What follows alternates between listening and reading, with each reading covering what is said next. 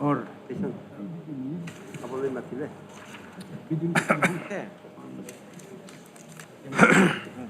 Morning sir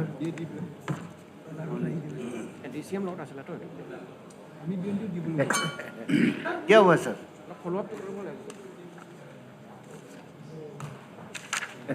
क्या हो गया सर गरम धंधा है ना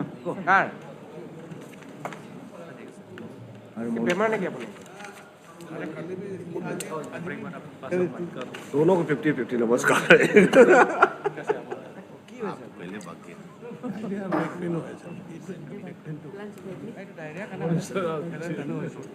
नमस्कार नंबर 2 से दनम हम 4 बजे तक आप कितना बजे तक बैठे 3 बजे आप चार हाँ 3 बजे तक जैसे आपको फोटो आप लंच से पहले भाग गया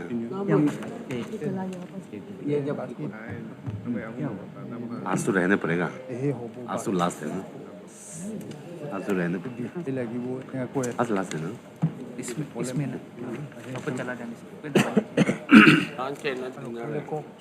और बजट अच्छा वो रेड लाइट जो आपका पास है ना मेरा टिप्सरांग ब्लॉक को आप मुकता नहीं है टिप्सरांग मेरा क्रादादी डिस्ट्रिक्ट में एक ही ब्लॉक है उसको 1 2 3 4 5 तो आप टिप्सरांग को नहीं देना क्रादादी मिस हो कॉन्सेंसी 2 ब्लॉक खाली ब्लॉक नहीं आता है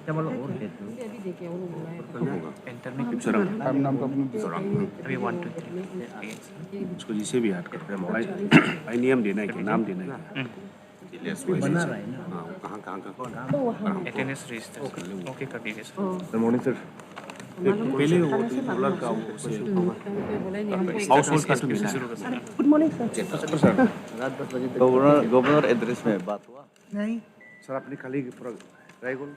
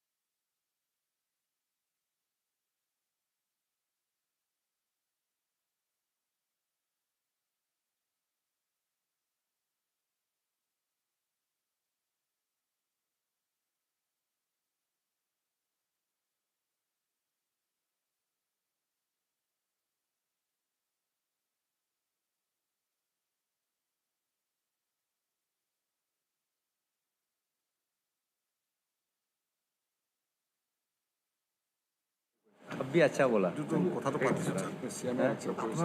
आरती आए न्यू या ये अच्छा है ना खराब है सारो होया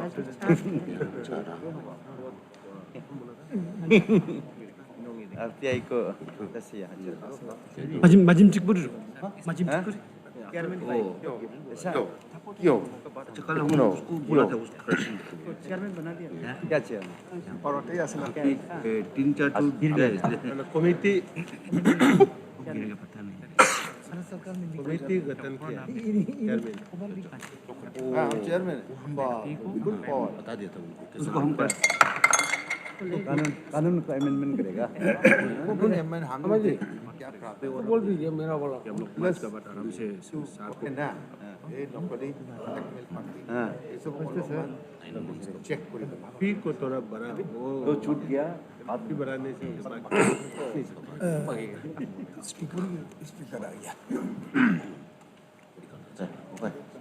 जय हिंद दोनों अभी देखा है।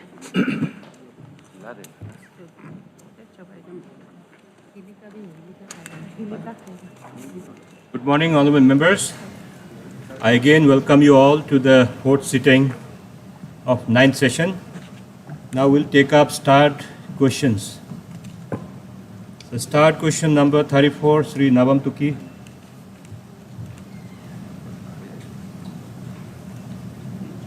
स्पीकर सर इस तरह क्वेश्चन नंबर 34 का जवाब तो मिल गया है Okay. और ये भारत सरकार का सब्जेक्ट है तो स्टेट गवर्नमेंट जो जवाब दे सकता तो मिल गया है लेकिन जो कॉन्ट्रैक्टर है भारतीय एयरटेल उसको थोड़ा स्टेट सरकार भी उसको पकड़ के हिलाना चाहिए ना उसको बुला करके समझाना चाहिए काम को थोड़ा स्पीड कराने के लिए बाकी रेस्ट आपका जो जवाब जो मिलना था वो तो मिल चुका है कोई जवाब है इसके लिए? Concern minister, please. Speaker sir actually वो क्वेश्चन का रूप में नहीं था वो मात्र बोल रहा है कि एयरटेल वाला कंपनी को बुला के थोड़ा हिलाना है बोल रहा है हिला दिया आप?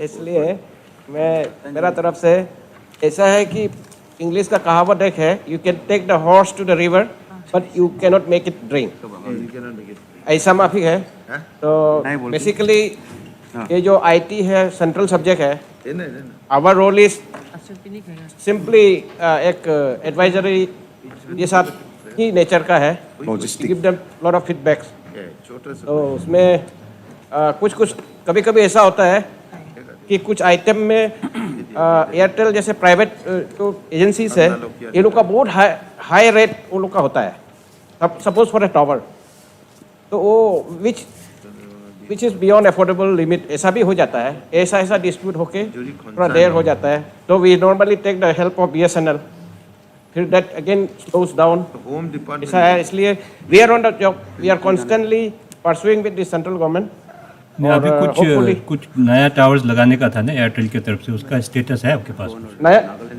नया टावर सब दे दिया है आंसर में है सर अच्छा तो एवरीथिंग हैज बीन फर्निश्ड तब तो बहुत हिला दिया आप क्यों चिंता करते हैं? Central speaker sir central subject है इसलिए मैंने सप्लीमेंट्री प्रश्न नहीं पूछा है okay thank you. Sir one supplementary Laisam Simai हाँ बताइए.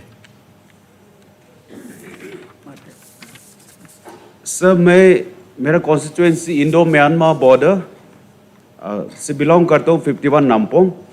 सर वहाँ पे मेरा कॉन्स्टिट्यूएंसी में टोटल 6 एडमिनिस्ट्रेटिव सेंटर्स है उनमें से 3 सर्कल हेडक्वार्टर्स जो रिमा पुटोक है रेनुक है एंड लोंगटोय लिंगोक जो 2009 में नोटिफाइड हुआ है अभी फंक्शनल भी हो रहा है जो अलोंग द इंटरनेशनल बॉर्डर और रिमोट विलेजेस है सर. इसलिए अभी तक सर डिस्पाइट 2009 नोटिफिकेशन या अभी फंक्शनल भी हो रहा है सीओ हेडक्वार्टर क्योंकि अभी तक सर मोबाइल कनेक्टिविटी सर नहीं मिला है. इसलिए I would like to know from the honourable minister whether this remote circle headquarters or the villages will be covered under this scheme, sir, please. Speaker sir अभी जो supplementary में honourable member ने जो race किया है जो uncovered circle बोल के we are taking note of it and उसको भी हम लोग within the ambit of this coverage में लाने के लिए हम लोग प्रपोजल भेजेंगे. कंप्यूटर जहाँ था Start question number 48. Sri Wangling Longdong.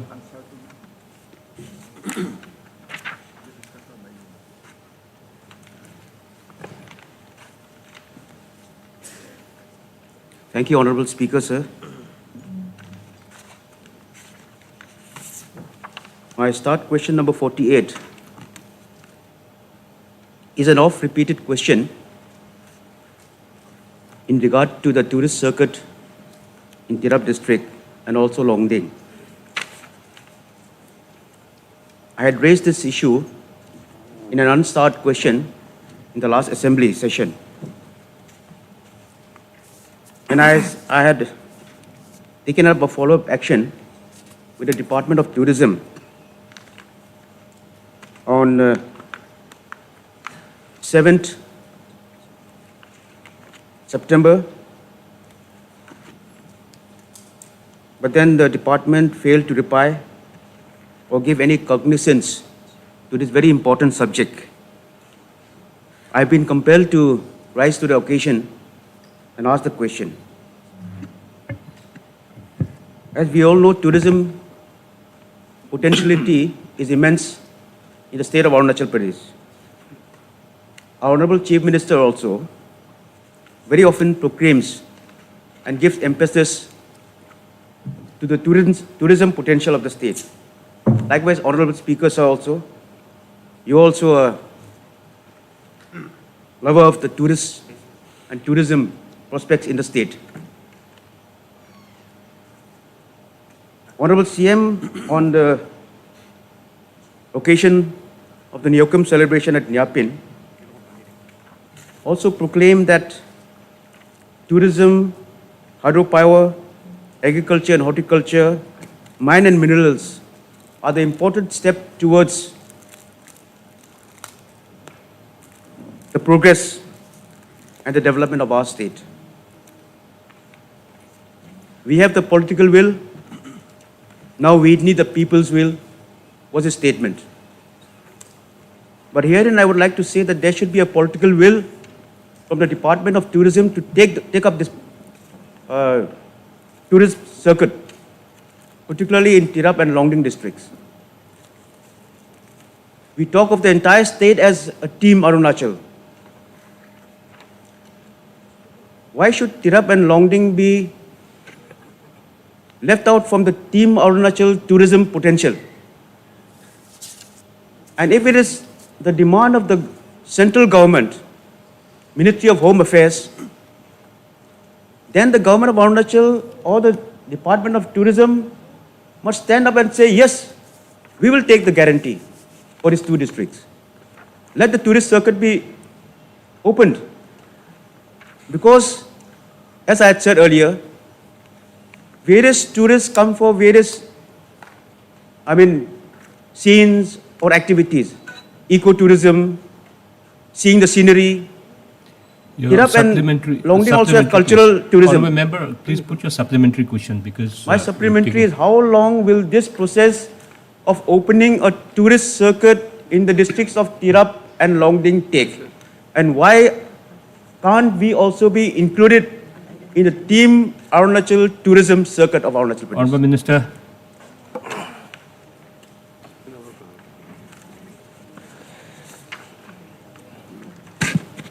Speaker sir, as per question number 48, including Tirap district in the tourist circuit of the state, the reply had been laid on the table. Regarding supplementary question raised by Honorable Member Sri Longding ji, तो हमको थोड़ा सा उसी कहानी को पीछे खींचना पड़ेगा. तो टूरिस्ट सर्किट तिनसुकिया, डिब्रूगढ़, तिनसुकिया, हुकुमजुरी, कौनसा, लॉन्गडिंग, ये जो डिमांड वे बैक 2018 में शायद आया as per the record of the my office. तो उसको देखते हुए there was a report, tourism department was south feasibility report to the district administration DC को. तो डीसी का तरफ से जो फिजिबिलिटी रिपोर्ट जो है कोई नेगेटिव नहीं, अच्छा रिपोर्ट दिया है. Again, the honourable member is aware of the fact that the tourism department is not only a tourism department cannot create tourist circuit. तो हमको होम डिपार्टमेंट से मदद लेना पड़ता है कि सिक्योरिटी क्लियरेंस के लिए. तो होम डिपार्टमेंट को उसी समय क्या उसी समय में होम डिपार्टमेंट जो है लॉन्गडिंग डिस्ट्रिक्ट का पुलिस डिपार्टमेंट का रिपोर्ट मांगा है, उसका नेगेटिविटी को सिक्योरिटी का कुछ, क्योंकि वो पीएपी और आरएपी का अंदर है, क्योंकि उसको थोड़ा सीरियस लेता है. तो लॉन्गडिंग पुलिस ने क्या रिपोर्ट पुलिस से क्या आया है, उन लोग ऐसे एक प्रपोजल दिया है कि उसका कोई नेगेटिव रिपोर्ट नहीं है, नेगेटिव कोई ऑब्जर्वेशन नहीं है। तो वहाँ का पुलिस का एक रिपोर्ट ये लिखता है कि in place of Dibrugarh, Tinsukia, Hukumjuri, Khonsa, Longding, this is the proposal of the tourism department. तो पुलिस डिपार्टमेंट क्या एक सजेशन मैंने ये दिया है कि Tinsukia, Dibrugarh, Kanubari, Longding in state of above proposal. तो उसको देखते हुए 2007 असेंबली सेशन में एक अनस्तर क्वेश्चन जो ऑनरेबल मेंबर से आता है कि उसका रिप्लाई चाहिए, तो रिप्लाई भी दे दिया। एट सेशन में अगेन एक अनस्तर क्वेश्चन आया कि उसका क्रिएशन कब होगा। तो गवर्नमेंट का तरफ से उसको एश्योरेंस दे दिया था उसी समय टूरिज्म सर्किट खोलने के लिए। तो उसी दिन से लेके टूरिज्म डिपार्टमेंट का तरफ से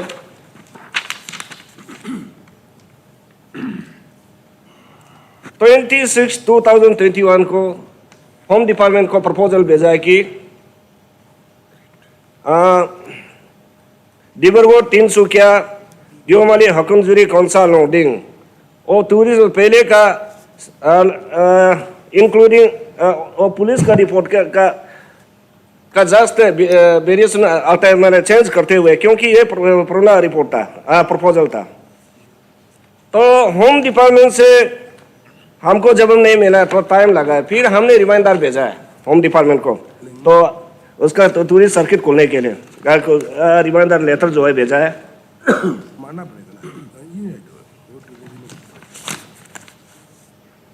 तो डिब्रूगढ़, तिनसुकिया, देओमाली, हुकुमजुरी, कोनसा, लोंगडिंग टूरिस्ट सर्किट के लिए एक लेटर, रिमाइंडर लेटर भेजा है कि अगस्त 2021 को। तो रिप्लाई तभी हमको वहाँ से टूरिस्ट होम डिपार्टमेंट से कुछ नहीं मिला। तब जनवरी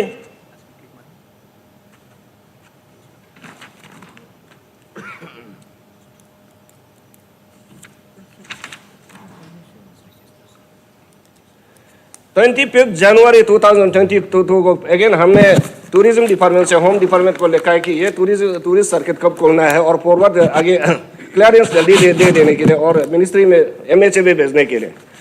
तो उसका बाद होम डिपार्टमेंट और टूरिज्म का एक कोऑर्डिनेशन देता है, तो उसी फाइनल डिसीजन के लिए और क्लियरेंस के लिए। अब मैं ऑनरेबल मेंबर को और हाउस को बताना चाहता हूँ कि हमारा होम डिपार्टमेंट से भी क्लियर हो गया, टूरिज्म डिपार्टमेंट से भी क्लियर हो गया। अभी प्रपोजल जो है न्यू टूरिज्म सर्किट खुलने के लिए अभी MHA में भेज दिया है। एज इन व्हेन वो MHA अप्रूवल आएगा, आपका टूरिज्म न्यू सर्किट को आना शुरू हो जाएगा। यही है आज का status. Thank you so much. I hope your question doesn't come up again. हो गया One आपका? more, sir. One more supplementary, sir. I appreciate the turn and the activity taken by our Minister Tourism. I appreciate his concern, but I would also like to state, as far as law and order is concerned, although Tirap, Changlang and Longding come under the purview of the Disturbed Area नहीं, वो Act. तो बताया ना, positive report चला गया आपका। No, but then what I intend to say that even entire Assam is under the Disturbed Area Act. Manipur and Nagaland are under the Disturbed Area Act. No, And some part of matter is not of concern of the security, and the Mantri has already replied that it's been already cleared. They are waiting for MHA's clearance as soon as possible, and I hope your problem will be solved. What I want is the result. I have an assurance from the Honorable Minister. मंत्री जी बताइए। Can you give an assurance that you will take it up positively? I have already, sir, told you, I have informed that the proposal has gone to MHA. तो MHA time कब देगा, exactly time तो I cannot tell, it is up to the MHA। और security जहाँ तक आपका ये police का रिपोर्ट हो रही है, एक ये फॉर्मेलिटी है, दिस प्रोसेस गो थ्रू। तो आपका तीरफ जाना हो या कहीं भी एक टूरिस्ट न्यू सर्किट खोलना है, ये प्रोसेस जाना एक इम्पोर्टेंट कैरेक्टर है, उसको उसे पास करना पड़ेगा।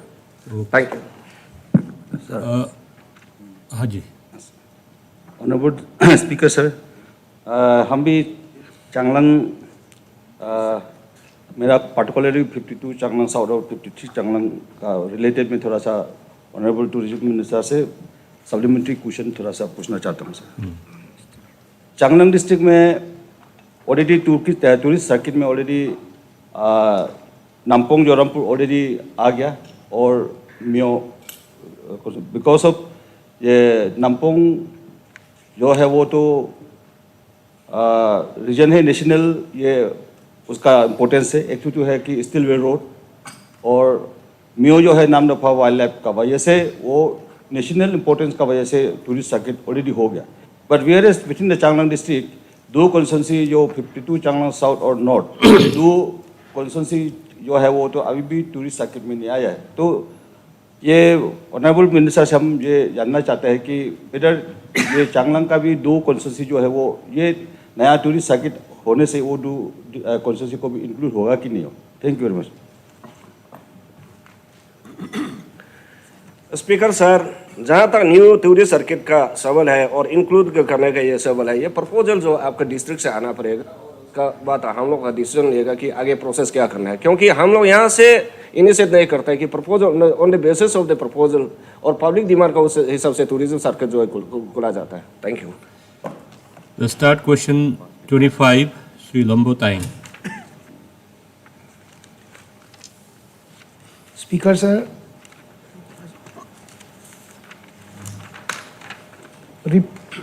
गवर्नमेंट के रिप्लाई तो मिला। मेरा सप्लीमेंट्री यही है sir. Government reply yes, there exist order banning red light without flasher on top of the vehicle while on duty in Arunachal Pradesh. Sir एक दो समय ऐसा था कि सब गाड़ी के ऊपर लाल बत्ती वीआईपी बैकन, आगे name plate minister VIP MLA commissioner जो ऐसा लिखता था। भारत सरकार से एक सर्कुलर आने के बाद सबको हटा गया था और अभी तो ऐसा ही चल रहा है। लेकिन लास्ट 1 ईयर से ये देखने को मिलता है कि using of name plate is mushrooming in the state. हम लोगों के लिए बड़ी शर्म की बात है कि ऐसा यूज करने वाला अभी जो नेम प्लेट यूज कर कार नेम प्लेट यूज कर रहा है,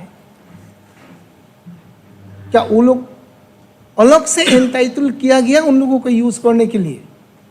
जो सर्कुलर के मुताबिक पुलिस, एम्बुलेंस और डीएम ये सब को ही तो यूज करने के लिए बोला था। Other than that even our chief minister, deputy chief minister and honourable ministers are not using the name plates today, लेकिन वो भी हो रहा है। क्या ये किस कानून से, किस हिसाब से उन लोगों को एंटाइटल किया गया यूज करने के लिए? अगर एंटाइटल नहीं है कि whether government is contemplating to pull down that name plates right from today itself. That is my supplementary question. Honorable Minister.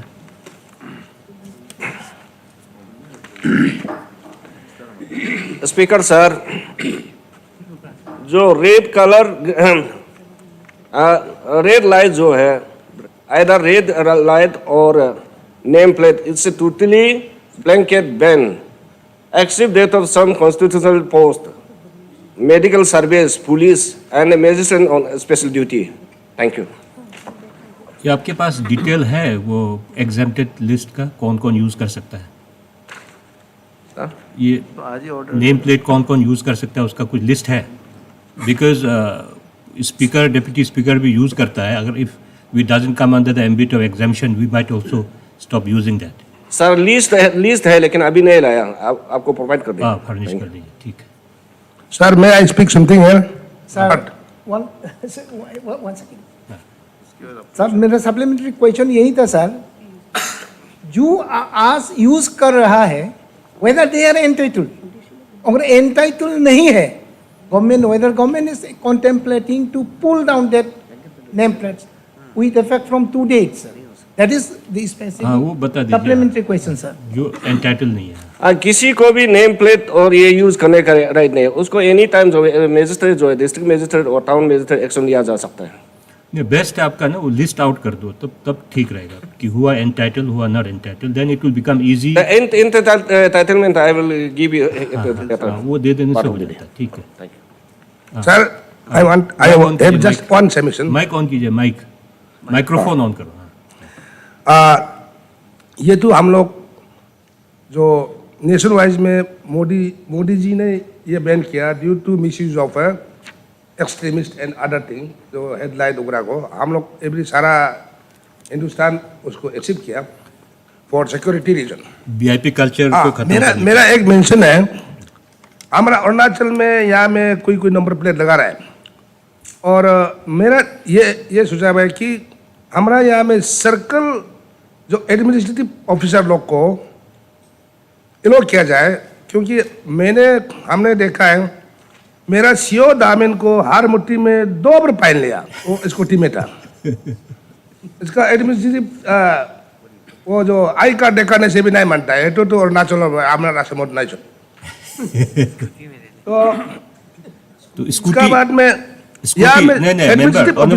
Number plate को दिया जाए, आपका वो बाकी को सबको बैन कीजिए, वो मानता है पेशेंट होना पड़ेगा। एक बात है, आपका वो जो सीओ स्कूटी में जा रहा था, स्कूटी में भी पकड़ा, गाड़ी में भी पकड़ा इसको। अच्छा। गाड़ी में नंबर प्लेट नहीं था, तो बेचारा 2 बार फाइन देना पड़ा, और एक दिन तो बिना खाना ऐसा दुख में ऐसा करके बैठा है। और अभी मैं फिलहाल मेरा सीओ दामिन का भी हमारा तरफ से number plate red circle officer Damin Kurung Kumey district हम ही लिख के दे दिया, क्योंकि people I know it that he is administrative officer, इसलिए administrative officer CO EAC ADC GC ये लोग को नंबर प्लेट यूज करने दिया जाए, so that people know it ना। और नहीं तो ऐसा वो भी पब्लिक जैसा होने से तो कंट्रोल कौन करेगा, केस को कौन संभालेगा। So this is my submission. Thank you, sir. Okay. Honorable Minister, want to make a statement? Speaker sir, ये डिसीजन जो है, ये एक्शन तो जीए लेना पड़ेगा, ट्रांसपोर्ट डिपार्टमेंट का इतना अथॉरिटी नहीं कि एक्शन ले। अच्छा सजेशन है, और उसको ऐसे करने से, एक्शन लेने से अच्छा है। Thank you. ठीक है, तो कंसर्न डिपार्टमेंट में take note of it, and वो फिर लिस्ट भी आउट कर देना है फिर, है ना, इट्स अ पॉलिसी डिसीजन। ठीक है, then next question number 6, Shri Ninong Ering.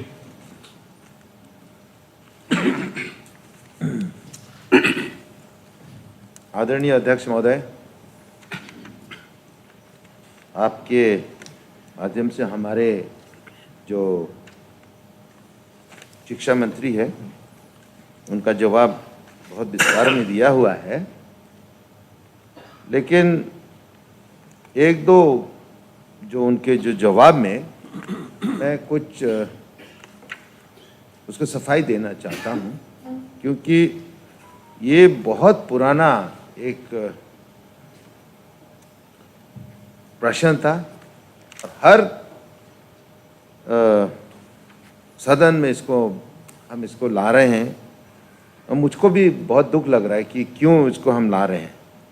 लेकिन इस बार जो मैंने प्रश्न किया था कि जो हमारे जितने भी जिलाधीश है उन्होंने चिट्ठी लिखा है, खासतौर हमारे ईस्ट सियांग के, कि जो बच्चे स्टाफ सिलेक्शन बोर्ड के पहले के जो जिनको नियुक्त किया गया था या उनको अपॉइंटमेंट दिया गया था, तो उनको भी निकाला गया है। तो बात तो सही है उनका जो कहना, और शायद वो अभी कोर्ट में भी गए हैं और यहाँ आपने जवाब दिया है कि ये सब जुडिस्ट है। मेरा प्रश्न था सरकार को, क्या इसमें ऐसा कुछ इलीगल अपॉइंटमेंट हुआ था कि नहीं? आप पहले बार जब पूछा तो आपने बोला नहीं, हमारा जवाब एक भी नहीं। और फिर वैसे ही अभी भी हमने पूछा था कि क्या जो एपी पीएससी और एसएसबी के दौरान उनके बाद कुछ टीचरों का भी, टीजीटीओ का भी अपॉइंटमेंट हुआ है कि नहीं, वो पूछा है। तो आपने यहाँ पूरा एक नील रिपोर्ट दी। तो पहले एमटीएस का जब हमने पूछा था सर, उस समय में भी आपने एक नील रिपोर्ट दिया था कि नहीं यहाँ।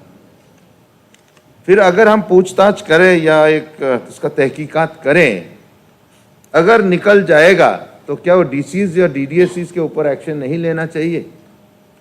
क्योंकि ये it is the temple of the whole, हमारा राज्य का ये एक मंदिर है, बहुत it is sanctity is to be always honoured. तो इसमें अगर आप जवाब देंगे कि नहीं एक भी नहीं हुआ है और बाद में फिर निकलेगा, क्योंकि तहकीकात के बाद या आरटीआई के बाद तब क्या एक्शन लेना चाहिए इन ऑफिसरों को, चाहे वो जिलाधीश हो चाहे वहाँ का हमारा डीडीएससीज हो। और एक और जवाब आपने दिया था, I am just making all the points एक साथ में, I just ask one question. आपने कहा था कि इनका जो डायरेक्टर ऑफ एलिमेंट्री एजुकेशन, नाम तो नहीं लेना चाहिए, बट उनको सीसीएस रूल्स के मुताबिक उनका पेंशन रोका गया है। मैं मानता हूं उनका पेंशन रोका गया है, लेकिन जो हमारे आदरणीय गृह मंत्री को भी पता है या यहाँ के जो हमारा पेंशन वाले जो कंसर्न वित्त मंत्री जी को भी पता है कि आजकल आपने एक प्रेसिडेंस बना दिया है या एक रूल बना दिया है, कानून बना दिया है कि जो ऑफिसर सुपरनेशन में जाता है या रिटायर होता है तो एक सर्टिफिकेट लेना पड़ता है। डीसी चाहे किसी जिला का डीसी हो, चाहे वो पासीघाट हो, तेजू हो, तवांग हो, बोमदिला हो, आलो हो, तिराप चांगलांग में हो, या हमारा डीसी कैपिटल से। तो इसमें आपने कहा कि उनका पेंशन रोका गया है। उसको इसलिए रोका गया है कि उसमें एक प्रावधान है कि जब तक वो उनका certificate, clearance certificate, government land को ऑक्यूपाई नहीं किया, वो सर्टिफिकेट नहीं दे सकेगा, तब उसको रोका जाता है। तो उस प्रावधान पे उसका जो पेंशन है अभी रुका गया, क्योंकि वो एक इलीगल कंस्ट्रक्शन किया हुआ है गवर्नमेंट लैंड में और उसका वो सर्टिफिकेट नहीं दे पाया क्योंकि अलॉटमेंट उसमें अभी नहीं हुआ है। तो वो कारण है। तो इसलिए ये भी एक मैं सोचता हूँ सर कि इसको ये एक प्रावधान आप मत लगाइए कि उनको उस कारण से किया है। अभी 2 साल हो चुका है, उसका तहकीकात हो रहा है, कब तक तहकीकात करें? कल तो हमारा ऑनरेबल हमें आदरणीय मुख्यमंत्री जी ने खुद कहा, इसलिए मैं मुझे पूछने का ये नहीं था, इसमें हमको संतुष्ट होना चाहिए था। लेकिन किस प्रकार से इतना उसका तहकीकात इतना समय लगता है? क्या आपको कुछ समस्या है? पहले तो आप बोला था कि नहीं ऐसा कुछ भी गड़बड़ी नहीं हुआ है, और गड़बड़ी जब पकड़ा है तो जितने बच्चे सब हमारा ऊपर गुस्सा हो रहे हैं कि आप हमारा नौकरी खा गया। मैंने कहा जब मेरे पास आया था आपको तो हमारा ज़मीन गया, हमारा माटी गया, हमारा खेती गया, हमारा पैसा गया, तो मैं उसका कैसे जिम्मेवारी ले सकता हूँ? मेरे ऊपर क्यों आरोप हो रहा है कि आपने हमको नौकरी से निकाला? मैं अभी भी कहूँगा सबको उनको नौकरी वापस दिलाओ। और जो मेन किंग पिन है उसको अब तो आप पकड़ने अभी तक नहीं सका है 2 साल में। सर यहाँ एक जब ड्रग एडिक्शन होता है और जितने पुलिस भी ड्रग्स एडिक्ट्स को पकड़ते हैं तो उनको तो we should not give them punishment. उनको हम लोग पनिशमेंट देके उससे वो जो हमारा जो अभी का जो समस्या उसका हल नहीं हो सकेगा।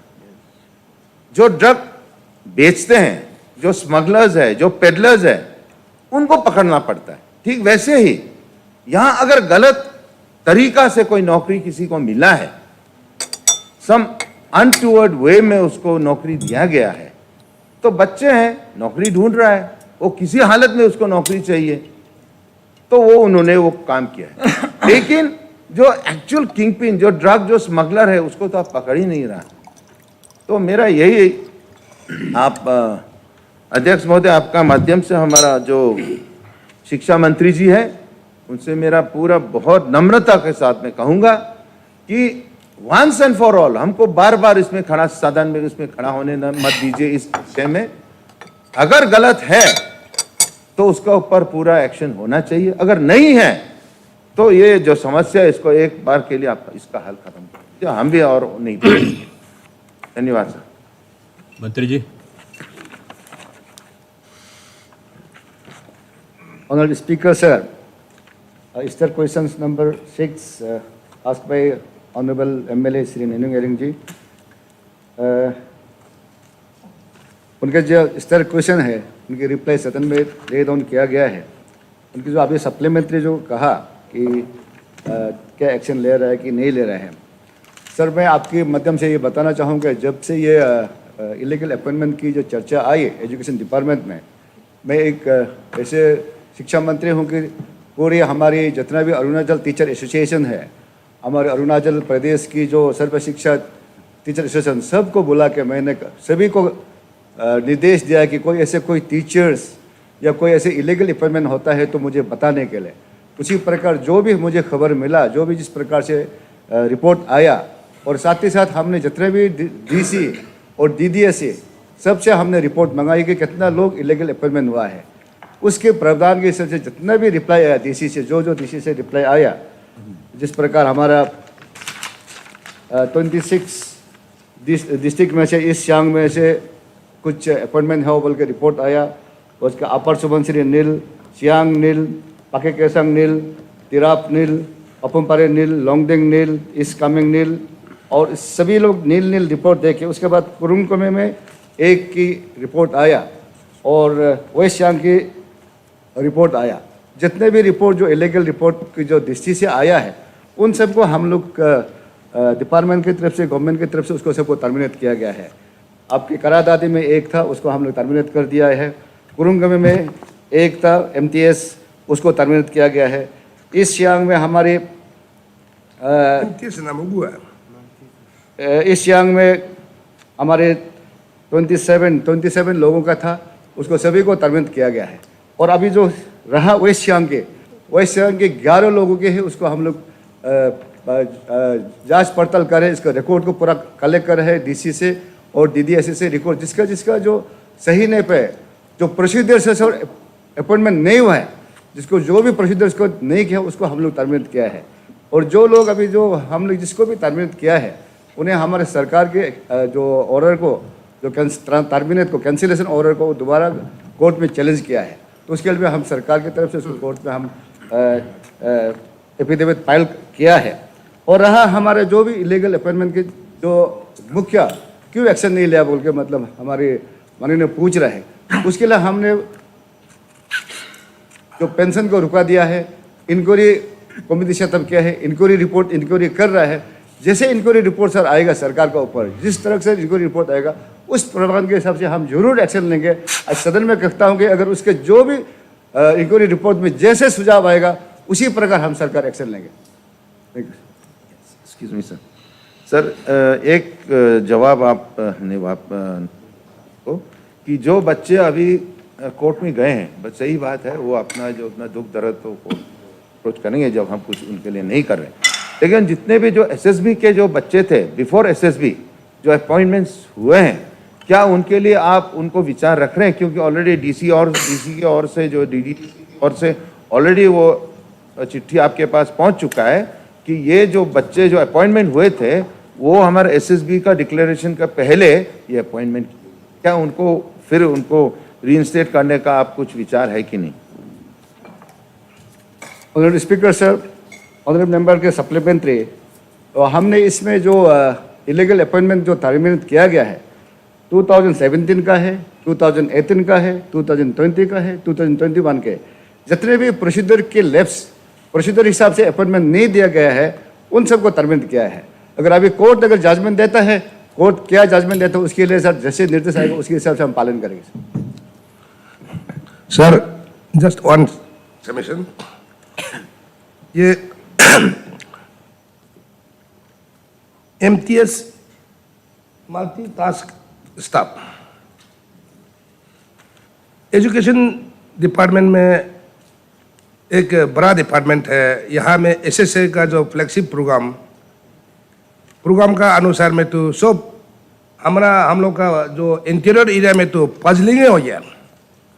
कि कितना स्टाफ है, और आपका रूम एक्सटेंशन के लिए हर स्कूल को पूरा कवर करना है, इतना इतना क्लास होना है, दुनिया भर का स्कूल हो गया, दुनिया भर का स्टाफ भी है, रूम एक्सटेंशन के लिए कोई एक ऑफिसर है, और इसका बाद में ब्लैक बोर्ड साइन बोर्ड के लिए एक इंचार्ज है। सब अपना अपना रिकॉर्ड को फाइल को लेके जहाँ ईटानगर जाओ वो लेके जाओ, जहाँ लेके जाओ, ऐसा होच पोच हमने काफ़ी देखा है।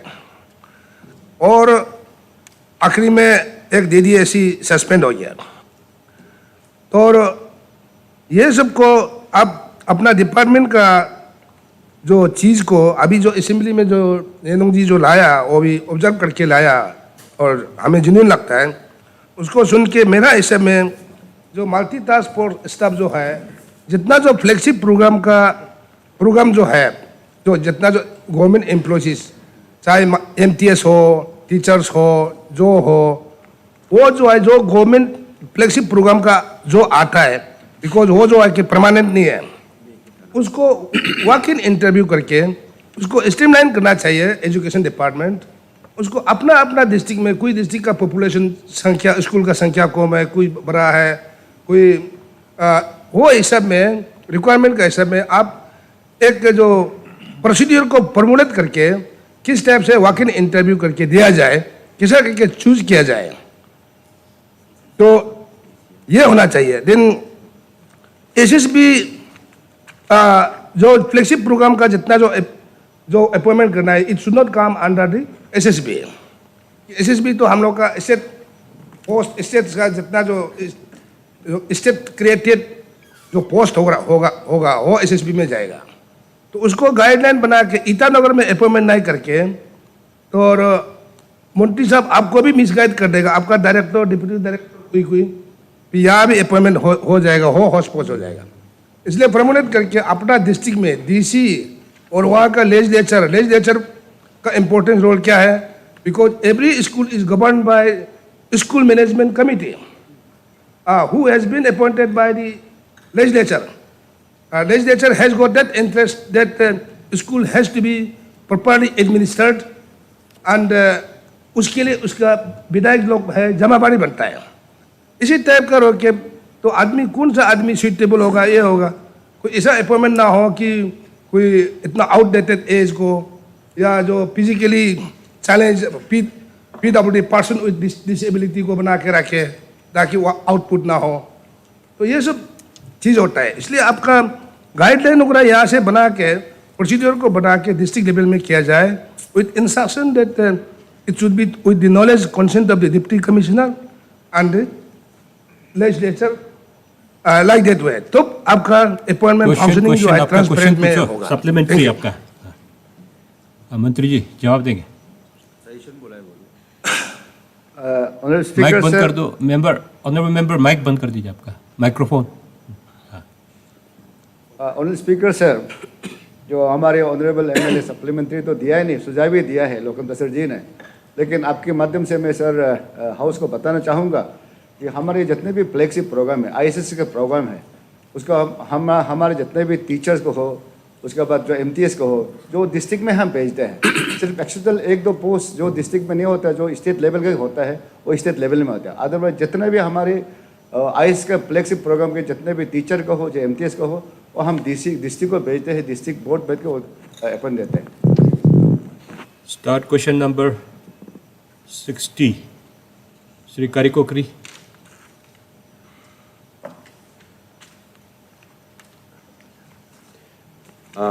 स्पीकर सर, मैं आपका माध्यम से honourable minister sports and youth affairs को बहुत बहुत धन्यवाद देना चाहूँगा। मैंने जो रिप्लाई दिया है, उन्होंने जो रिप्लाई दिया ये संतोषजनक है, बहुत अच्छा से दिया, और फंड एलोकेशन भी 22.40 करोड़ इस बार 2021-22 एलोकेशन किया। इसके लिए मैं from the core of my heart on behalf of Tezu Sunpura public का तरफ से और पूरा एंटर उस catchment area, not only Tezu Sunpura Lohit district benefit होगा ये आउटडोर स्टेडियम बनने से, नामसाई, अंजाव, रोइंग, ये 4-5 डिस्ट्रिक्ट इसको फ़ायदा मिलेगा।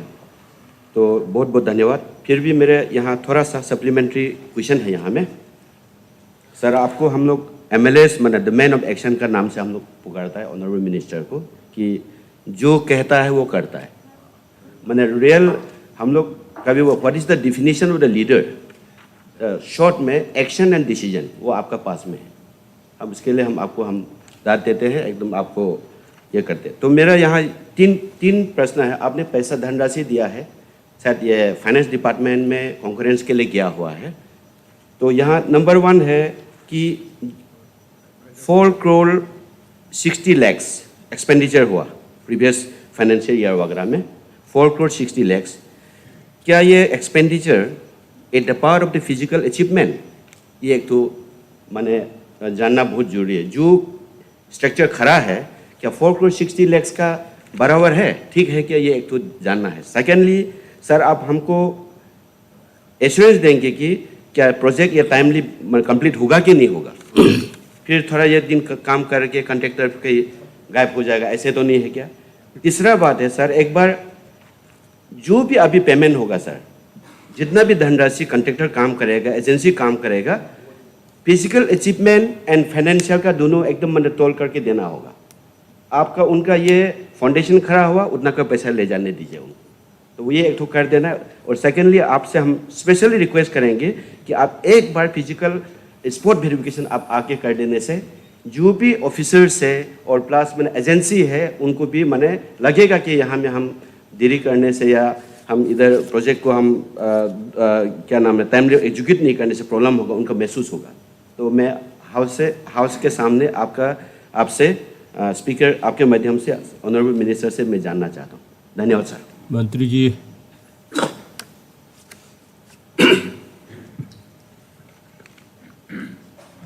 माननीय अध्यक्ष महोदय जी, ऑनरेबल मेंबर्स की स्तर क्वेश्चन नंबर 60 आंसर तो दिया हुआ है, फिर भी उसका सप्लीमेंट्री क्वेश्चन ने पूछा कि ये प्रोजेक्ट कब तक खत्म होगा और 4 करोड़ 60 लाख 0.91 वो किस प्रकार से खर्चा हुआ और स्ट्रक्चर कब बनेगी। ये प्रोजेक्ट बहुत ही लॉन्ग प्रोजेक्ट है एंड ये हुआ स्पेशल प्लान एलोकेशन के तहत 2013 और 14 को ये निगोशिएबल टेंडर हुआ, जिसमें से 36 करोड़ 10 लाख ईयर 2016-17 को सरकार की निगोशिएबल टेंडर हुआ। तो उसमें टेंडर लिया कि MSTK engineering consortium private limited. तो इसमें 2013-14 को सिर्फ तेजू का आउटडोर स्टेडियम को सिर्फ उतना ही नहीं, जिसमें 3 स्टेडियम को टेंडर लिया, एक आलो, एक चिंपू, एक तेजू, जिसमें से सरकार की स्टेट गवर्नमेंट की तरफ से अभी तक, आपने सही कहा, अभी तक तेजू के लिए 4 करोड़ 60 लाख 0.91 लाख अभी तक पेमेंट कर चुका है, जिसमें आपका जो फिजिकल अचीवमेंट है 22%। 22% का जो फिजिकल अचीवमेंट हो चुका है। हाँ, इस बार ये 3 आउटडोर स्टेडियम के लिए गंभीरता से माननीय मुख्यमंत्री जी, माननीय deputy chief minister, finance incharge, सभी सरकार ने गंभीरता से लेकर ये 3 प्रोजेक्ट के लिए इस बार फंड दिया हुआ है। स्पेशल प्लान एलोकेशन के तौर पे इस बार 22 करोड़ 40 लाख 0.50 का आरी में स्पेशल फंड दिया हुआ है। और मैं सदन में माननीय अध्यक्ष जी आपकी माध्यम से मैं आश्वासन देना चाहता हूं कि ये 23 आने वाला 23 को 2023 को ये तीनों प्रोजेक्ट का उसका ख़त्म जरूर होगा।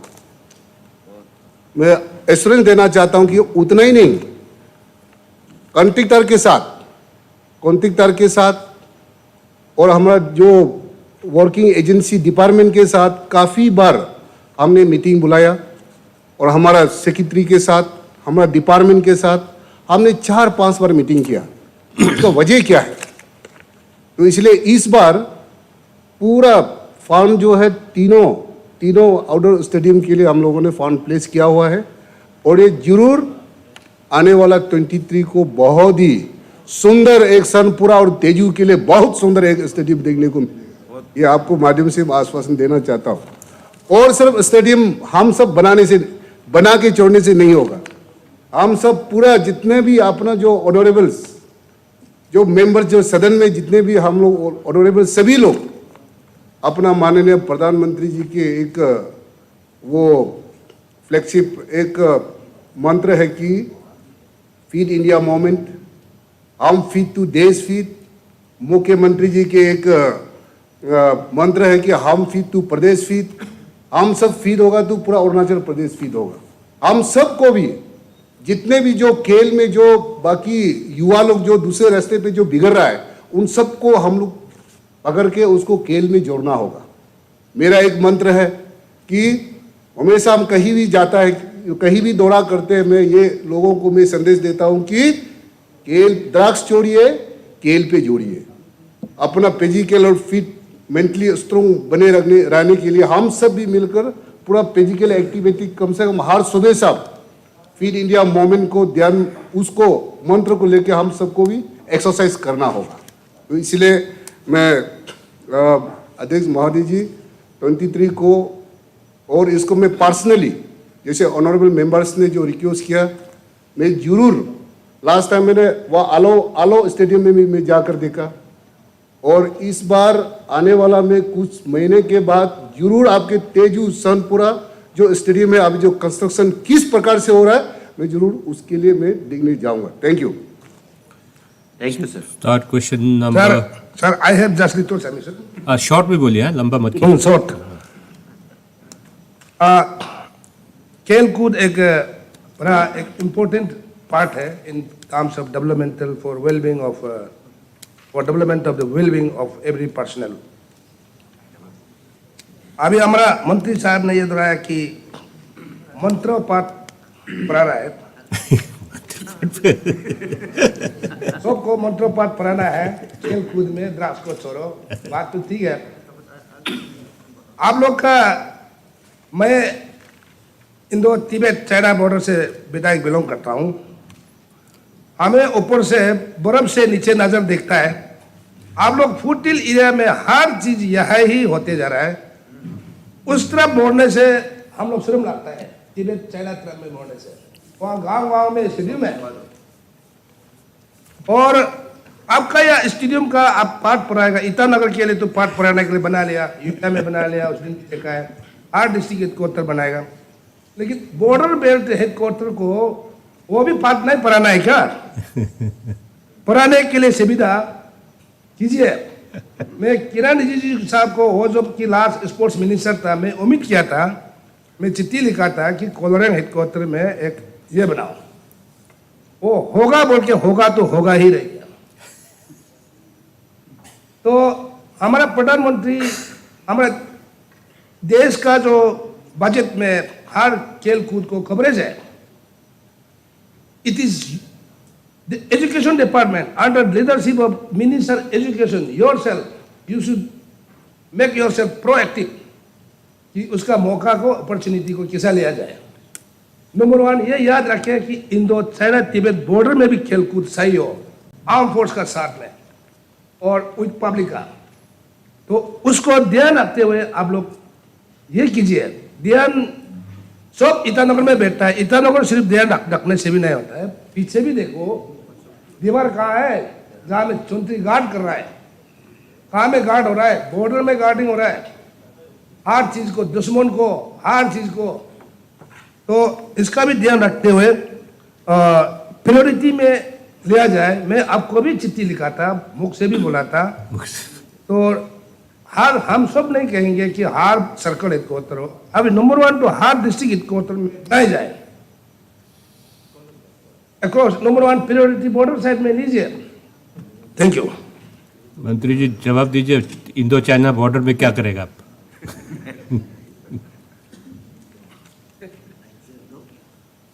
अध्यक्ष महोदय जी, ये ऑनरेबल मेंबर्स ने वही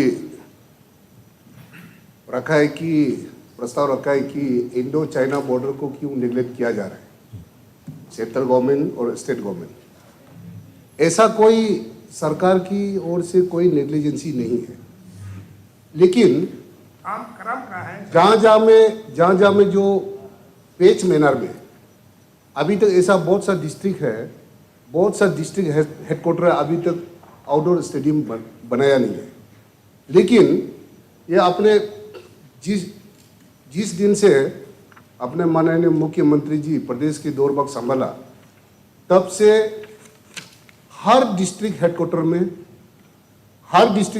में एक आउटडोर स्टेडियम और इंडोर स्टेडियम बनाने का वो शुरू किया है, जिसमें अभी कुछ डिस्ट्रिक्ट हेडक्वार्टर में अभी ऑलरेडी बन चुका है, जैसे कि जीरो हो गया, यूपिया हो गया, ऐसा पासीघाट हो गया। ऐसा हर डिस्ट्रिक्ट हेडक्वार्टर और हर जगह में वो बनाने के लिए हम लोगों ने तय किया है, सरकार ने तय किया है कि फेस मैनर में, क्योंकि वन गो में पूरे डिस्ट्रिक्ट को बना नहीं सकता। और अब सबको पता है कि अरुणाचल प्रदेश ऐसा एक प्रदेश है, अपना यहाँ का जो स्पोर्ट्स में जिस जो पोटेंशियल है वो दूसरा प्रदेश में नहीं है। आप लोग ने देखे होंगे कि हमारा अरुणाचल के युवा लोग खिलाड़ी, हर क्षेत्र का, हर डिसिप्लिन का खिलाड़ी, आप एशियन गेम में हो, चाहे वो नेशनल गेम में हो, चाहे वो रीजनल गेम में हो, कहीं ऐसा नहीं छोड़ा कि कहीं ना कहीं मेडल लेकर आते हैं।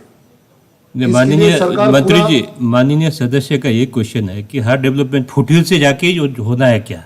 हाँ जी, फुटहिल से ही ऊपर जाना है क्या? वो उनका पूछने का मतलब हुआ है, can't we have a policy where we can take the development to all the spheres, जैसे आपका बॉर्डर को भी कैसे प्रायोरिटी में लाएंगे? वही हम बता रहा हूँ कि ये जो है फेस मैनर में हर डिस्ट्रिक्ट में, बॉर्डर में भी, बॉर्डर डिस्ट्रिक्ट में भी, फुटहिल में भी, जहाँ जहाँ जरूरी है ये फेस मैनर में जरूर उसको सरकार करेंगे।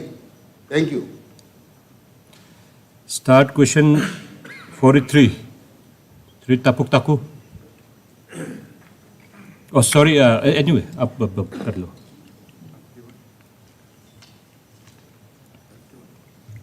Thank you, Honorable Speaker, sir.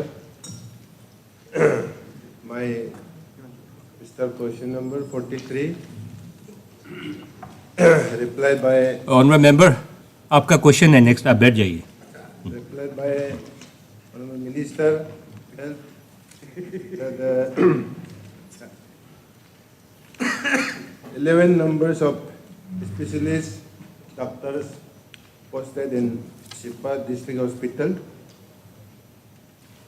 but this specialized doctor is mean for only their particular subjects, not for emergency duty.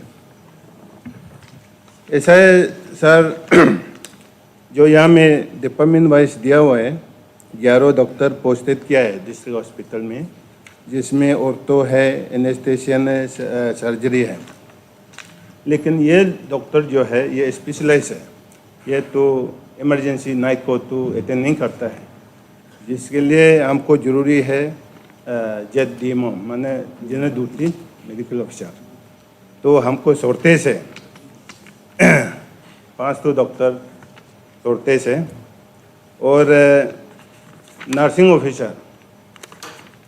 Officer जिस टाइम में इंटरव्यू हुआ है उसमें तो पूरा फुलफिल नंबर्स ऑफ पोस्ट के लिए इंटरव्यू हो के पोस्टिंग हुआ है, मगर कुछ महीना का बाद में डे बाय डे ये पूरा ट्रांसफ़र चला गया।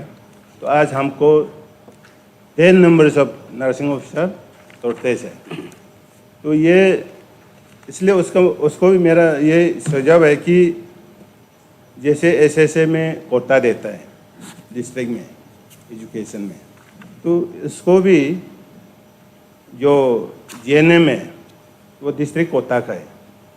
लेकिन इस बार में सब जनरल यहाँ अपॉइंटमेंट करने के बाद में पोस्टिंग तो दिया है दूसरे हॉस्पिटल में, मगर धीरे धीरे पूरा ट्रांसफ़र चला गया। तो अभी हमको ज़रूरी है नहीं है, तो इसलिए साथ में और जो टेक्नीशियन पोस्ट है, रेडियोलॉजिस्ट है और बहुत से जो ब्लड बैंक का जो टेक्नीशियन है ज़रूरी है। तो ये सबको मैं जानना चाहूँगा कि हमारा ऑनरेबल मंत्री से ये जो शॉर्टेज ऑफ नर्सिंग ऑफिसर है, टेक्नीशियन है, ये सब आप कब पोस्टिंग करेगा हमारा डिस्ट्रिक्ट हॉस्पिटल में, और उसको हम थोड़ा आपका एक्सपीरियंस को चाहिए। मंत्री जी। ऑनरेबल स्पीकर सर, ये माइक बंद कर दो आपका। ऑनरेबल मेंबर माइक बंद कर दो। ऑनरेबल मेंबर्स का जो क्वेश्चन था, सेपा डिस्ट्रिक्ट हॉस्पिटल में क्यों में ये स्पेशलिस्ट डॉक्टर्स पोस्टिंग नहीं किया गया है, तो उसी के तहत मैंने रिप्लाई में है ऑलरेडी वहाँ में स्पेशल 2-3 को सर के 11 स्पेशलिस्ट डॉक्टर ऑलरेडी पोस्टिंग है वहाँ में। तो अभी वो बोलते हैं वो नाइट का, इसलिए उसके लिए है जनरल जो ड्यूटी मेडिकल ऑफिसर चाहिए, तो उसके लिए अभी रियली में काल भी बोला है हमारा स्टेट में डॉक्टर्स का मोर देन 100 कमियाँ है, मतलब शॉर्टेज है जो ये वाला है, तो डॉक्टर का कमती है। अभी स्टेट में जब हमारा ट्रिम्स का अभी मेडिकल कॉलेज से जब डॉक्टर निकलेगा तो भी हम लोग ये फुलफिल हो पाएगा सब जहाँ में जरूरी है वहाँ में पोस्टिंग के लिए। जितना भी डॉक्टर्स हम डिस्ट्रिक्ट में पोस्टिंग करते हैं वो कहीं ना कहीं अपना फिर स्पेशलिस्ट करने के लिए कोर्स करने के लिए भी वापस जाता है। तो डिस्ट्रिक्ट में हम हिसाब करके रेशनलाइज पॉपुलेशन के मुताबिक भी हम लोग दे रहे हैं। तो फिर भी ऑनरेबल मेंबर का जो क्वेश्चन है उस जो अभी जितना भी प्राइमरी मेडिकल स्टाफ हो उसके लिए भी हम लोग रेशनलाइज करने के लिए कर ही रहा है। तो मैं कल भी परसों भी बताया है अभी हमारा मेडिकल को जो डिपार्टमेंट हेल्थ को हम लोग फिर जो भी हो रिविजिट करेगा। डिस्ट्रिक्ट हॉस्पिटल में एटलीस्ट कितना डॉक्टर्स होना चाहिए, कितना स्पेशलिस्ट होना चाहिए, उसके बाद हम सारा डिस्ट्रिक्ट को हम लोग डिस्ट्रिक्ट हॉस्पिटल लेके ही भी खराब कर रहे हैं। हम फैसिलिटी होना चाहिए, पब्लिक को हम फैसिलिटी दे सकना चाहिए, तो इसमें नोमेनक्लेचर से नहीं होगा, मतलब एक CSC में भी हम लोग फुलफिल कर सकता है। तो ऐसा होके हम पॉपुलेशन का बेस में होके best of the best facility हम लोग दे सके उसका हम कोशिश कर रहे हैं। तो इसलिए हम सारा डिस्ट्रिक्ट को मैं पहले भी सारा डिस्ट्रिक्ट को मैं खुद विजिट करेगा, उसमें हम कितना PSC होना चाहिए, कितना CSC होना चाहिए और डिस्ट्रिक्ट हॉस्पिटल में कितना होना चाहिए उसको हम लोग जैसे भी रेशनलाइज कर लेगा। तो अभी सब जगह में हमारा डॉक्टर का कमी है, फिर भी उसी डॉक्टर से हम लोग चलाना पड़ेगा अभी जब तक हम डॉक्टर नहीं हैं। तो हम आउटसाइड से भी इनवाइट करके देखा है, तो आउटसाइड से भी टर्न अप नहीं हो रहा है इसके लिए। तो मैं जो डॉक्टर्स ये पोस्टिंग ट्रांसफर में तरह हमारा प्रॉब्लम यही है, सीखने से डिस्ट्रिक्ट कैडर हॉस्पिटल में डॉक्टर्स को होने से भी ठीक है, तो डिस्ट्रिक्ट कैडर होने से वो वहाँ में ही बैठेगा, कहीं नहीं जाएगा। ऐसा नहीं है होने से सब जहाँ में सब पोस्टिंग है वहाँ में जाता है एक एक करके। तो यही है जितना भी सिर्फ सेपाने है, जितना अरुणाचल प्रदेश में हॉस्पिटल है, जितना ये है उसको इक्वली हम देखना चाहते हैं। Thank you sir. That's a very good suggestion from Honorable Minister to have a district cadre, medical, the doctors and staff. I think वो करने से शायद कुछ होगा, नहीं तो फिर जहाँ डॉक्टर है वहाँ भर के है, जहाँ नहीं है बिल्कुल नहीं है, तो रैशनलाइज करना भी मुश्किल हो जाता है। We can understand the problem with that. I think if the government can take that serious note on the district cadre for the medical officers and medical staff, that will solve problem up to a lot of extent. Next start question. Speaker sir, एक correction मैं submission ये क्योंकि future record में रहेगा, इसमें paramilitary लिखा है, paramedics, paramedics department correct थोड़ा सा करेक्शन करने से अच्छा है। ठीक। Anyway, question 31 Shri Lokmata sir. Honorable Speaker, sir, my question to the Honorable Minister, tourists, etc., is that number one, the details of the tourism department's asset established, created, and the proportionate revenue collection thereof. The types of court cases in functioning of tourist lodges and the wayside cafeteria, and the number of the cases solved and unsolved and region thereof. Number C, details of the tourist destination of Kurongkome district and the names of the last Indo-China border identity circle covered under tourist destination circuit, if not region thereof. The details of the centrally sponsored schemes implementing in the state and also implementing in Kurongkome district and Kradadi. What is the criteria for identifying the location for construction of a tourist lodge and a cafeteria? Speaker sir, tourist department हमें माना जाता है एक important department है। Important इसलिए है कि tourist से रेवेन्यू हमारा देश और स्टेट के एक रेवेन्यू कलेक्शन एक डिपार्टमेंट है। हमारा टूरिस्ट डिपार्टमेंट का जो रेवेन्यू इन इंडिया एक कितना परसेंटेज है। Likewise, in every state, tourism has been created. उसमें टूरिस्ट का जो रेवेन्यू अर्निंग एवरी स्टेट में है। अरुणाचल में मैंने देखा tourist department number one tourist department को रेवेन्यू जनरेट करना है हमें टूरिस्ट डिपार्टमेंट, ये पहले तो माइंड में रीजन होना है। रेवेन्यू जनरेट करे तो क्या चीज में जनरेट करेगा? पत्र से जनरेट करेगा क्या? पानी से जनरेट करेगा क्या? रेवेन्यू टू जनरेट करने के लिए you are to locate, you are to identify cultural heritage site, the old monuments which is tourist important, tourist attractive. Question क्या आपका बताइए? Question supplementary. क्वेश्चन तो मैं डिटेल पढ़ दिया। अभी हम ओवरऑल के लिए और डिटेल अंडरस्टैंडिंग के लिए सर मैं ब्रीफिंग कराऊंगा।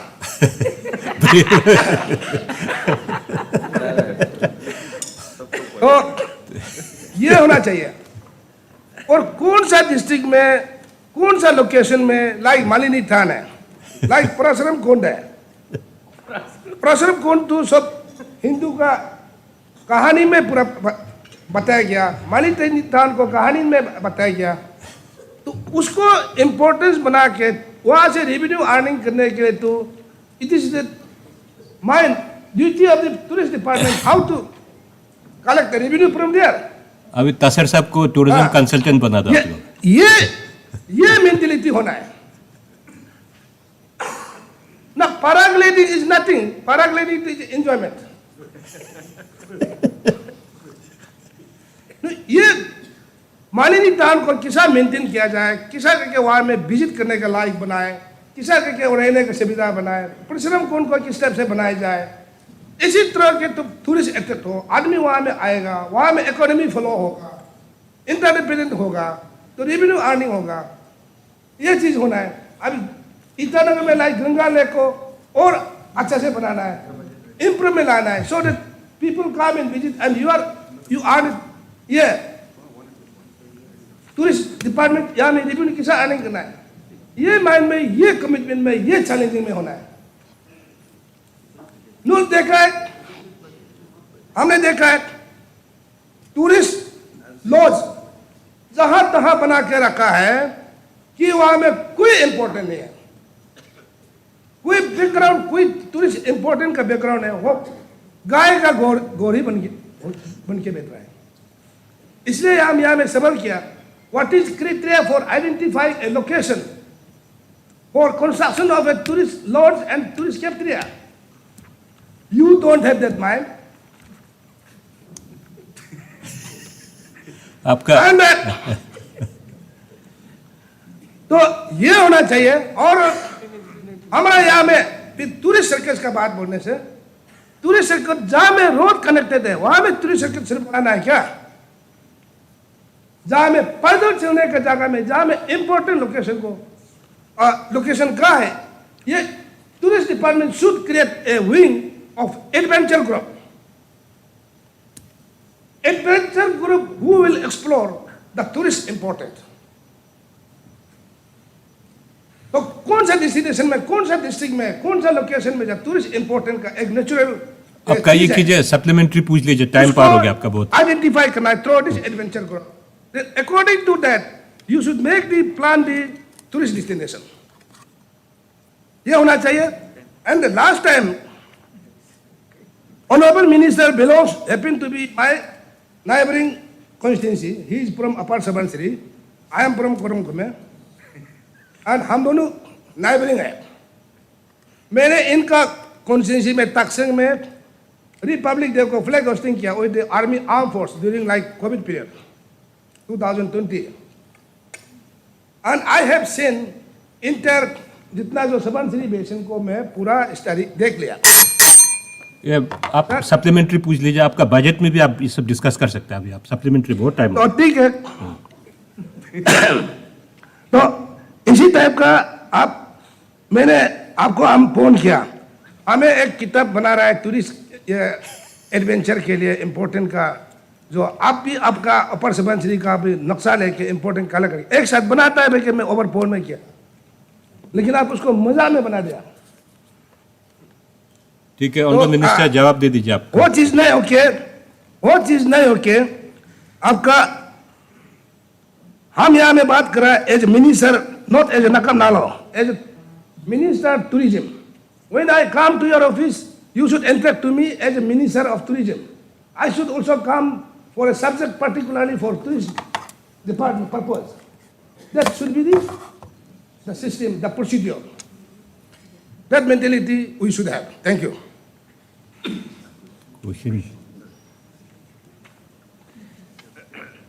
स्पीकर सर, सप्लीमेंट्री क्वेश्चन तो है ही नहीं, लेकिन जो लोकम तासर जी ने जैसे जो सजेशन दिया है उसको मैं जाके डिपार्टमेंट के साथ डिस्कशन करूंगा, और जो भी हो सकेगा आपका सजेशन को गौर करते हुए क्या कर सकता है पब्लिक के उनका बेनिफिट के लिए मैं जरूर कदम उठाऊंगा। Thank you. I have received request from Srimati Gumtaeng, Sri Dongru Songju, Sri Tanahali, Sri Jambetashi and Sri Kumsi Sidiso for leave of absence from the current session, and I have allowed their leave.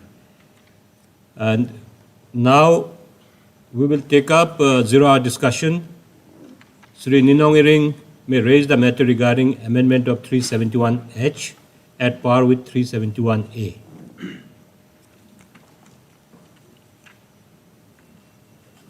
अध्यक्ष महोदय, मैं बहुत ही आपको धन्यवाद देना चाहता हूं कि आपने एक ऐसा मुद्दा को मुझे शून्यकाल में उठाने को एक मौका दिया।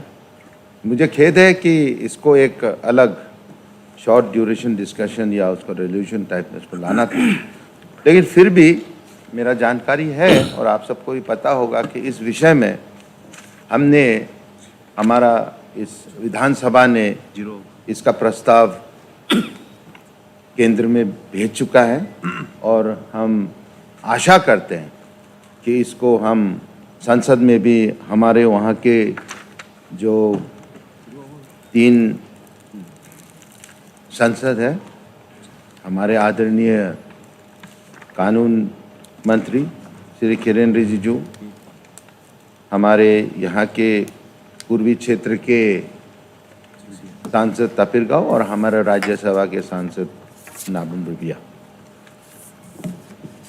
So the woods are lovely, dark and deep, but I have promises to keep, and miles to go before I sleep, and miles to go before I sleep. Sir, हमारा पूरा जो इस आज़ादी की अमृत महोत्सव में और हमारे जिस स्वर्ण जयंती जो इस नामकरण अरुणाचल प्रदेश का इस दिन में, शायद हमारे जो पहले विधायक थे उनमें हमारा जो इस राज का इसको जल्दी इसको राज हमारा घोषित करने के लिए शायद ये प्रावधानों को नहीं देखा और सिर्फ हमको एक राज का दर्जा मिलना है करके हमने जो कदम उठाया, ये शायद वो हमारा एक बड़ा खामिया होगा। सर, जब ये संविधान में धारा 371 लाया गया, इसको जब 371 को लाया गया था तो उसमें सिर्फ 2 राज थे, वो है महाराष्ट्र एंड गुजरात। लेकिन जो संशोधन के द्वारा या उनका जब उनका जो राज्य का घोषित हुआ, उस समय सबने अपना अपना जो धाराएं लगा के इनका संशोधन किया, विधेयक लेके। जैसे 371A में नागालैंड का है, 371B में असम का है और धारा 371C वो मणिपुर का है, धारा 371D आंध्र प्रदेश का है, धारा 371F सिक्किम का है, धारा 371G मिजोरम का है और धारा 371H अरुणाचल प्रदेश का, और धारा 371I गोवा का है और धारा 371J जो हैदराबाद और कर्नाटक का है। इन धाराओं को देख के हमारा कहाँ में खामियां रह गया और कहाँ में हम नहीं बोल पाए। शायद हम भी जब पहले बार हम यहाँ विधानसभा में आए, इस जानकारी की इतना हमारा नहीं था। हमारे जो पहले के जो जितने भी विधायक थे या मंत्री थे या मुख्यमंत्री थे, वो नहीं सोचा कि ये बहुत ज़रूरी है या आवश्यक है। लेकिन इस बार जब हमारे जो महामारी के समय में और अभी के जो हमारा जो आर्थिक स्थिति है, इसको देखते हुए हमने सोचा कि नहीं, इसका सुधार हमको होना चाहिए। शायद हमारे जितने भी हमारा यहाँ बैठे हुए हमारा सदस्य हैं, विधायक है, सबको पता है कि ये कमजोरी हमको महसूस हुआ है। तो इनके धारा में मैं थोड़ा सा पढ़ा के मैं बता दूंगा कि ये धारा 371H क्या है। संविधान में लिखा गया था, some special provision with respect to the state of Arunachal Pradesh, notwithstanding anything in the constitution. सिर्फ 2 पार्ट्स है इसमें। A, the governor of Arunachal Pradesh shall have special responsibility with respect to law and order in the state of Pradesh and in the discharge of its function in relation thereto. The governor shall, after consulting the council of ministers, exercise his individual judgment as to the action to be taken, provided that if any question arises, whether any matter is or is not a matter as respects which the governor is under the clause required to act in the exercise of the individual judgment, the decision of the governor in his discretion shall be final, and the validity of anything done by the governor shall not be called in the exercise of the individual judgment. Provided further that if the president receipt of a report from the governor or otherwise is satisfied that it is no longer necessary for the governor to have special responsibility with law and order in the state of Arunachal Pradesh, he may by order direct the governor shall cease to have such responsibility with effect from each such date as may be specified in the order. और दूसरा clause था B, the legislative assembly of the state of Arunachal Pradesh shall consist of not less than 30. ये 2 प्रावधान थे हमारा 371H. First of all, Article 371H is not a temporary provision, but a special provision. It was inserted in the Constitution of India after the statehood was given to Arunachal Pradesh. The Article 371H confers special powers only to the governor in respect of law and order. The governor has the right to make individual judgment as and when there is law and order situation in the state concerned, although it is mentioned that the governor shall have the consultation with the council of ministers, but the governor of Arunachal Pradesh under this article can make an individual judgment. Sir, individual judgment. He will not consult the Council of Ministers if there is a provision. If there is any kind of law and order problem in the state, this violates the very federal structure of our constitution, in the sense that the Constitution of India divides the powers between central and state governments with the respective to legislative and executive function.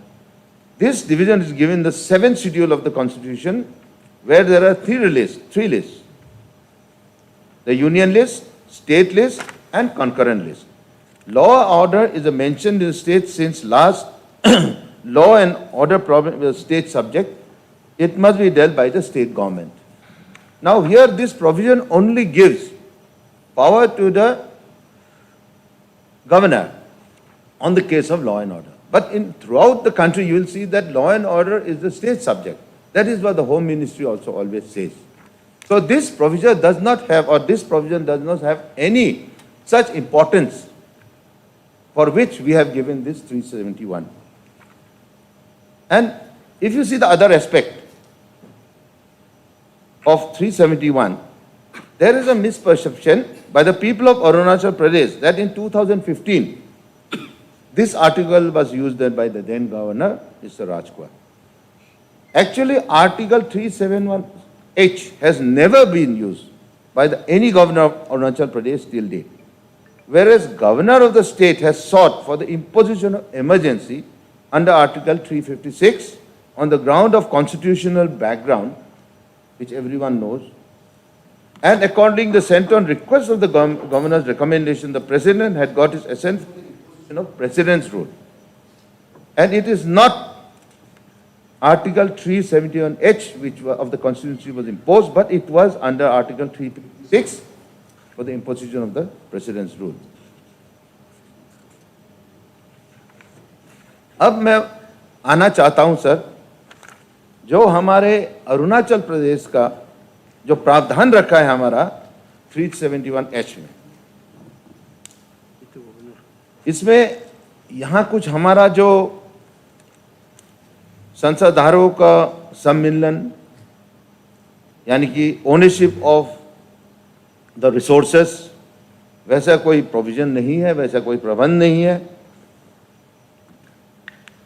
तो इसलिए हमारा सरकार जो है अपना जो यहाँ का वन, अपना ज़मीन, अपना पानी, अपना यहाँ के मिनरल्स, रिसोर्सेस, हम इसका कुछ भी उसका हम अपना स्वर्ण रूप से हम इसको कुछ नहीं, हम इसका उपाय हम लोग उसको नहीं बेच सकते, ना हम इसको कहीं इसको नीलाम भी कर सकते। लेकिन अरुणाचल प्रदेश के सिवाय नागालैंड हो, मिजोरम हो, जो उनका धारा है 371A और मिजोरम का आर्टिकल 371G, अब इसमें क्या लिखा है? Both of contains provisions and protections of the customary laws and resource.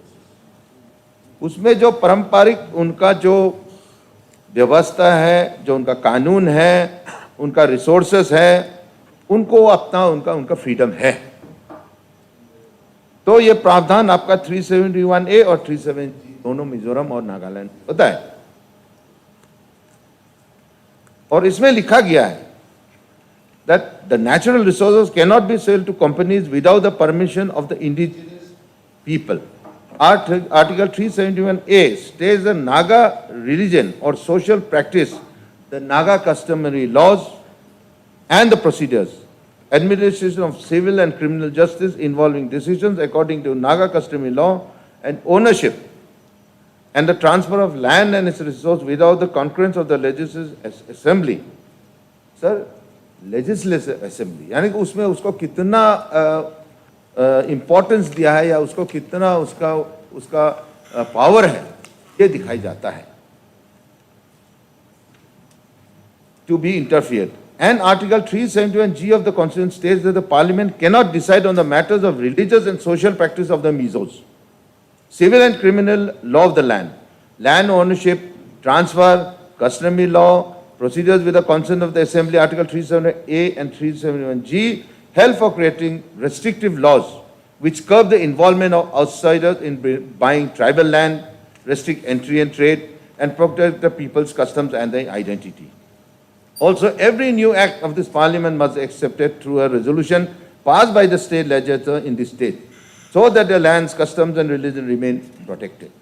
Whereas no such rights are there in our provisions of 371H. Sir, हमारा भी कुछ प्रावधान है, जैसे बंगाल फ्रंटियर रेगुलेशंस 1873 में हमको उस प्रोटेक्शन दिया जाता है, सुरक्षा दिया जाता है, लेकिन यही 1873 बंगाल फ्रंटियर रेगुलेशन नागालैंड में भी लागू है, मिजोरम में भी लागू है. इन एडिशन टू दैट, उनको जो आर्टिकल 371G और A जो मिजोरम और नागालैंड को दिया जाता है, उनको पूरा सुरक्षित बनाया जाता है. सर, अब यहाँ भी आज का जो बजट का डिस्कशन होगा, उसमें भी शायद बहुत अच्छा बजट दिया है, मैं उसका खिलाफ नहीं बोलूँगा, मैं तारीफ करूँगा. और ये अच्छा बजट है इसलिए मैं कहूँगा कि वो आपने एक डेफिसिट बजट प्लेस किया. जब आपका पास नहीं है, आपका रिसोर्सेज नहीं है, और जो अभी पूरा विश्व भर में जो आर्थिक स्थिति इतना बुरा है, तो हमको एक डेफिसिट बजट प्लेस करना ये बहुत आवश्यक था.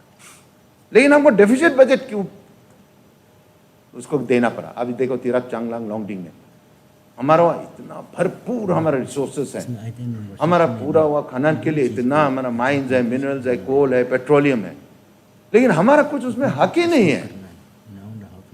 तो आदरणीय मुख्यमंत्री, आपके माध्यम से आदरणीय मुख्यमंत्री और पूरा आपके कैबिनेट को, आपका पूरा टीम को कहेंगे, जब दिल्ली अपना है, जब हमारा राज्य अपना है, तो इस संशोधन करने में आपको कितना समय लगता है? हमारे एक तो कानून मंत्री खुद वहां बैठा हुआ है, इसको क्यों आप इसको आगे इसको नहीं बढ़ाएंगे? इसका संशोधन जरूर करना पड़ेगा, क्योंकि हमको उस समय हमारे जितने भी पहले के हमारा माननीय जो मंत्रीगण था, हमारा सांसद थे, हमारे विधायक थे, वो इस कानून को जब लागू हो रहा था उसमें उन्होंने अपना टिप्पणी या अपना विचार नहीं डाला है. तो ये बहुत दुख की बात है. शून्यकाल में मैं इसमें ज़्यादा मैं विस्तार में नहीं बोल सकता हूँ, और मुझे खेद है कि मैं सब जितने भी हमारा दोस्त है उनको शामिल कराना चाहता था, लेकिन आदरणीय अध्यक्ष ने कहा कि नहीं, आपने ऑलरेडी इसको शून्यकाल में दे दिया, अब इसको आप बदल नहीं सकते. तो हमारे भी सर, जैसे पहले ही कहा, संविधान के धारा 371 का संशोधन का शून्यकाल में आपने मौका दिया है. मेरे अपने जो विचार है, अपना जो भावना है, अपने जो अरमान है, मैंने आपके सामने रखा है. इसको एक प्रस्ताव बोल के नहीं कहूँ, क्योंकि प्रस्ताव तो ऑलरेडी आप भेज चुके हैं, लेकिन अंत में एक गालिब का एक कुछ पंक्तियों को लेके मैं अपना जो शून्यकाल समाप्त करना चाहता हूँ. हजारों ख्वाहिश ऐसी कि हर ख्वाहिश पे दम निकले, हजारों ख्वाहिश ऐसी कि हर ख्वाहिश पे दम निकले, बहुत निकले मेरे अरमान, लेकिन फिर भी कम निकले. धन्यवाद. Honorable Chief Minister may make a statement. Honorable Speaker sir, 0 hour discussion में जो topic honourable member Shri Ninong Ering ji ने जो लेके आया regarding amendment of article 371H as per with article 371A, इसका बहुत ही डिटेलली ऑनरेबल मेंबर ने हम सबके बीच में यहाँ पे रखा है. और इसका हिस्ट्री तो हम सबको पता है कि हमारा जो स्टेट का जो कॉन्स्टिट्यूशनल प्रोविजंस में काफ़ी लैकिंग है, और इसका डिटेल भी अपना ऑनरेबल मेंबर श्री निनोंग इरिंग जी ने भी शेयर किया. 1987 में जब अपना राज्य को फुल फ्लेजेड जब स्टेटहुड मिला, तो उसमें सभी का कहना वही है कि थोड़ा उसमें जल्दबाज तो ज़रूर हुआ है. और वैसे हम लोगों का अरुणाचल प्रदेश में एजुकेशन जो है काफ़ी लेट से आया, और हमारा यहाँ के जो ट्राइबल कंपोजिशन है काफ़ी ज़्यादा है. मैं तो हमेशा बोलता हूँ कि एंटायर कंट्री में नंबर ऑफ ट्राइबल का सबसे ज़्यादा नंबर्स अरुणाचल प्रदेश में है. भले ही हम लोग पॉपुलेशन कम हो सकता है, लेकिन इन टर्म्स ऑफ नंबर्स. और उस वक्त में हम लोगों का एजुकेशन भी नहीं था, कनेक्टिविटी भी नहीं था, और एक लीडर एक दूसरा लीडर को पहुंचने के लिए तो उस वक्त में तो टेलीफोन भी नहीं था, तो कम्युनिकेशन का भी काफ़ी गैप हुआ था उसमें। तो मैं जितने भी जो हमारा फॉर्मर जो लीडर्स था उस वक्त में, मैं उन लोगों को ब्लेम नहीं करता हूँ, क्योंकि उस वक्त में सिचुएशन ही इस प्रकार से ही था। तो जबकि मिजोरम और जो हम लोगों का अन्य जो नॉर्थ ईस्ट का अगर आप तुलना करें तो वो सब तो बहुत एक छोटा स्टेट है, बहुत ही छोटा स्टेट है। तो और एजुकेशन भी काफ़ी एडवांस से ही वो लोग एजुकेटेड रहा, और उन लोगों का मांग शायद बहुत पहले से ही था कि स्टेटहुड चाहिए। तो अकॉर्डिंगली उन लोग ने अपना एक्सरसाइज बहुत पहले से करना शुरू कर दिया था। जब मिजोरम को स्टेटहुड देने का बात चला तो साथ में अरुणाचल भी उस लपेट में आ गया, और मिजोरम को तो जो प्रोविजंस जो दिया है, और अभी थोड़ी देर पहले ऑनरेबल मेंबर डोंगरिंग जी ने भी हाइलाइट किया है, आर्टिकल 371G जो स्पेशल प्रोविजंस जो दिया है। उसके बाद फिर नागालैंड को जो आर्टिकल 371A में जो स्पेशल प्रोविजंस दिया है, कि उस वक्त में वो लोग एजुकेटेड था और वो लोग अच्छा से वो लोग एक्सरसाइज करके गवर्नमेंट ऑफ इंडिया के साथ में बैठ के निगोशिएशन करके तो वो लोग ने प्रस्ताव आगे भेजा। मगर अरुणाचल में जैसे हमने जो कारण यहाँ पे जो बताया कि आपने ये लोग उस वक्त में एजुकेटेड भी नहीं था, और एक दूसरा से एक कोऑर्डिनेशन मीटिंग भी शायद अच्छी प्रकार से नहीं हुआ होगा। सिर्फ केवल यही सोचा हुआ कि एक स्टेटहुड फुल फ्लेजेड मिल जाने से बहुत अच्छा चीज़ हो जाएगा। तो उन लोगों का भी जो सोच था काफ़ी नेक सोच ही बोलना पड़ेगा। मगर अनफॉर्चुनेटली जो अभी कॉन्स्टिट्यूशन में जो प्रोविज़न दिया है, स्पेशल प्रोविजंस अपना यहाँ पे ट्राइबल्स लोगों का राइट्स को देखते हुए, हमारे यहाँ के जो मिनरल्स है, रिसोर्सेस है, उसको देखते हुए कॉन्स्टिट्यूशन में कुछ ऐसे प्रोविजंस तो नहीं है। तो इसका अभी काफ़ी चर्चा करते हुए पहले जब अरुणाचल में इसका जब डिस्कशन हुआ तो वे बैक इन 1994 में एक टू बिल स्टेट लेजिस्लेटिव असेंबली से पास होके 95 में यहाँ से रिकमेंड करके भेजा। उस वक्त में एक जो बिल पास किया दी देन गवर्नमेंट ने 94 में, the Arunachal Pradesh protection of customary laws and social practices bill 1994, उसको पास करके शायद इस बिल का अंतर्गत में अपने यहाँ के जो ट्राइबल्स लोगों का राइट्स के बारे में कुछ मेंशन था होगा, उसको करके यहाँ से 95 में दिल्ली में भेज दिया। तो दिल्ली में पहुंचने के बाद वहाँ में जो ministry of law and justice government of India, उन्होंने वहाँ पे इंटर डिपार्टमेंटल के साथ में डिस्कशन करके फिर फर्दर होम मिनिस्ट्री को रिकमेंड किया गवर्नमेंट ऑफ इंडिया में। Law ministry government of India ने फर्दर फिर उसको होम मिनिस्ट्री में रिकमेंड किया। वहाँ में ये लिखा है कि स्टेट गवर्नमेंट अपने आप में इस प्रकार का प्रोविजंस डाल नहीं सकता है अनटिल एंड अनलेस एक कॉन्स्टिट्यूशनल प्रोविजन नहीं डालता है। तो लॉ मिनिस्ट्री ने होम मिनिस्ट्री को ये रिकमेंड किया कि ये बिल से कॉन्स्टिट्यूशनल प्रोटेक्शन नहीं मिलेगा, कॉन्स्टिट्यूशनल अमेंडमेंट ही करना होगा। उसको करते हुए फिर अभी वो कॉपी जो जब चीफ सेक्रेटरी के पास में यहाँ पे कॉपी भेजा, तो कॉपी भेजने के बाद में उसके बाद फिर उस बिल को वापस फिर विड्रॉ कर दिया गवर्नमेंट ऑफ अरुणाचल प्रदेश ने। ये था डेट जो विड्रॉ किया है 1998 में। 1998 में उसमें उस जो बिल जो यहाँ से भेजा था उसको विड्रॉ करते हुए इसके बाद दोबारा फिर 2006 में फिर एक यहाँ से लेटर लिखा कि आर्टिकल 371 को अमेंड करते हुए हम लोगों को आर्टिकल 371A और 371G की तरह प्रोविजंस कॉन्स्टिट्यूशन में हम लोगों को देना चाहिए। अकॉर्डिंगली 2003 में इसी सदन में एक टू रेजोल्यूशन फिर दोबारा पास किया गया कि हम लोगों का जो प्रोविजंस है लाइक मिजोरम एंड नागालैंड का जैसे होना चाहिए बोल के गवर्नमेंट रेजोल्यूशन एक भेजा फिर यहाँ से 2003 में भेजने का बाद फिर उस होम मिनिस्ट्री से फिर वापस जवाब आ गया कि मैं कोट करता हूँ, it is considered view of the ministry that there is no need to tinker with the existing land laws in the state of Arunachal Pradesh. तो शायद उस वक्त में वहाँ पे अच्छा से फॉलो अप नहीं करने का वजह से शायद मिनिस्ट्री को केवल सिर्फ लैंड का ही बारे में मेंशन कर रहा है बोल के रिप्लाई भी उस तरह से आ गया। इसके बाद फिर फर्दर ये ठंडा बस्ता में फिर चला गया। तो अगेन हम लोग इसी सदन में seventh Legislative Assembly in its 5th session 27 अगस्त 2020 में दोबारा फिर हम लोग ने चर्चा करके सभी CBOs सभी जो आपने यहाँ के स्टूडेंट्स बॉडीज़ के साथ में चर्चा करते हुए दोबारा इसको हम लोग ने गवर्नमेंट रेजोल्यूशन में लेके यहाँ पे इसी हाउस में हम लोग ने चर्चा करके इसको हम लोग ने दोबारा फिर यहाँ से होम मिनिस्ट्री में भेजा है। तो होम मिनिस्ट्री में भेजने का बाद तो इसके बाद 2 साल तो कोविड में चला गया। इसके बाद हम लोग का भी उतना वहाँ पे डिस्कशन तो नहीं किया, हाउस को हमको मिसलीड नहीं करना चाहिए।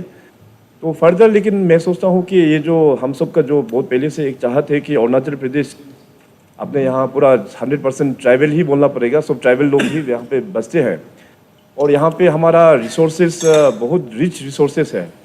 लेकिन उसके लिए अभी कॉन्स्टिट्यूशन में जब तक प्रोविजन नहीं होगा तो अरुणाचल प्रदेश को जो बेनिफिट मिलना चाहिए वो हम लोगों को मिल नहीं पाएगा। और उससे भी इम्पोर्टेंट मैं तो ये मानता हूँ कि हमारा हर एक ट्राइब का जो कस्टमरी लॉस है, जो कल्चर है, उसको हम लोगों को प्रिजर्व करना भी बहुत ज़रूरी है। तो उसके लिए अगर कॉन्स्टिट्यूशन में अगर ये अमेंडमेंट लेके आ जाता है तो ये बहुत ही अच्छा होगा।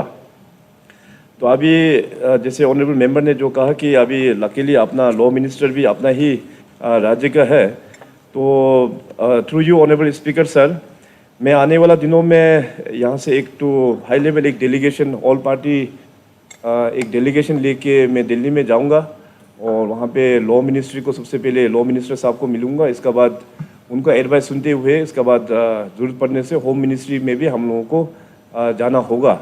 तो एक डेलीगेशन यहाँ से जाके फिर वहाँ पे अप्राइज करना ये बहुत ही ज़रूरी है।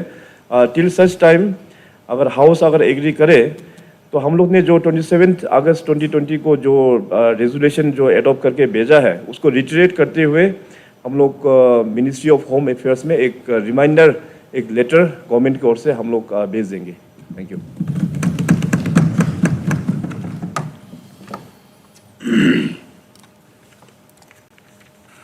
Next, item number 2, 0-hour discussion. Tarin Dakpe may raise the matter regarding handing over of Kamle hydropower project to NHPC Limited from Jindal Power. Thank you, Honorable Deputy Speaker. First of all, through you, I would like to extend my heartiest thanks to Honorable Chief Minister and Deputy Chief Minister regarding this handing over of Kamla Hydro project to NHPC from Jindal Power Department. Just few while ago, हमारे जो माननीय senior most जो एक leader है हमारा अरुणाचल का, निनोंगरिंग साहब ने डिक्रीट किया है रिगार्डिंग अमेंडमेंट ऑफ 371 आर्टिकल का जो एस का अरुणाचल का बारे में। ये भी एक सब्जेक्ट हो गया।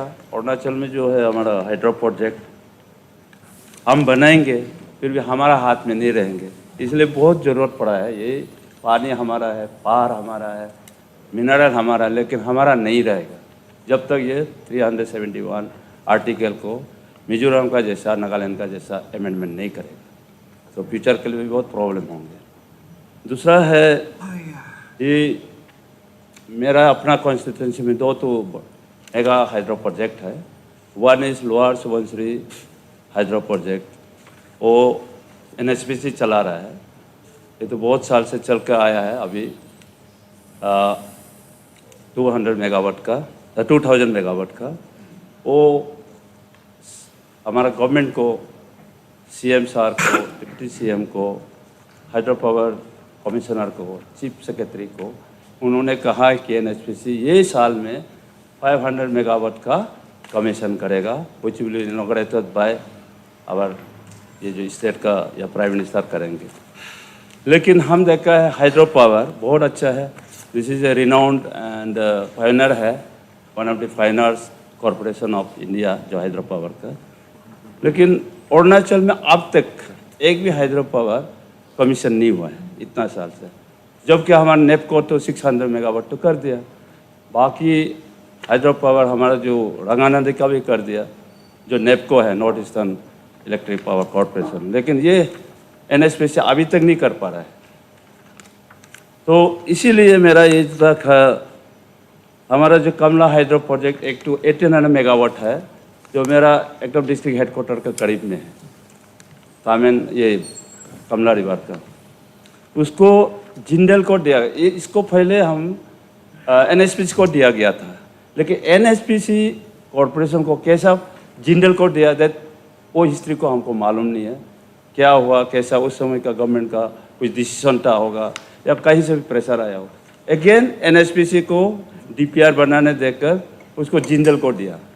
जिंदल एक प्राइवेट कंपनी है हाइड्रो पावर का, लेकिन NSPC जो है इंटरप्राइज है।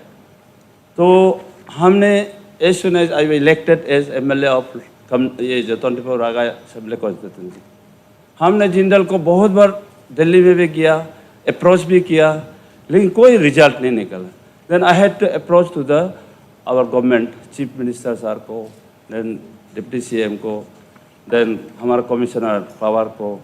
करने के बाद अब जो है ये हाइड्रो पावर को फिर मिनिस्ट्री ऑफ हाइड्रो पावर जो है government of India, they have already ये जो बेसिंग वाइज एलोकेशन किया है, और मेरा जो कमला हाइड्रो प्रोजेक्ट जो 1800 मेगावाट है उसको ये NSPC को दिया गया है।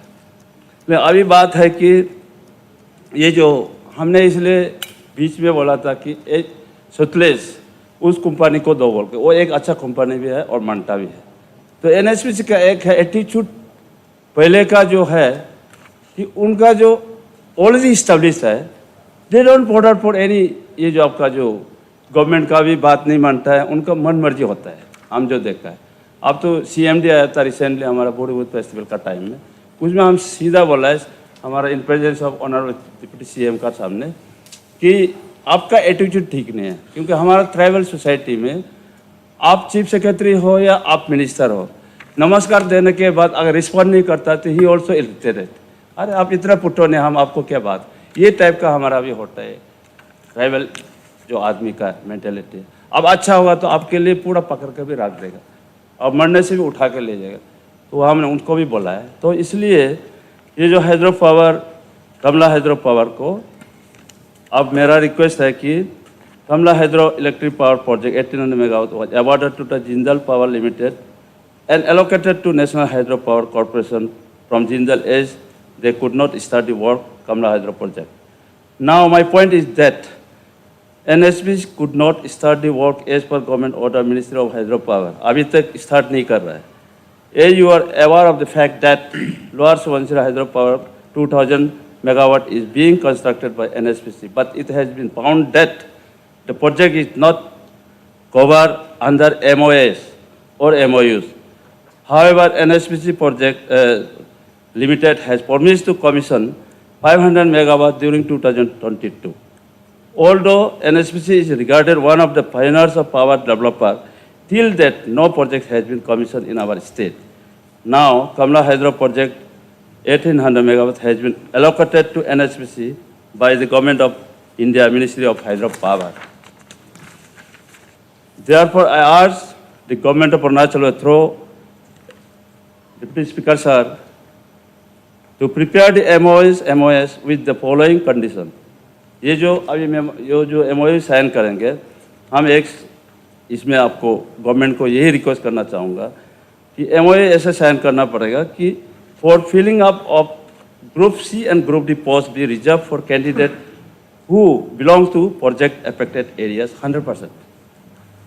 Skill and semi-skill posts be reserved for that candidate who are belongs to project affected areas.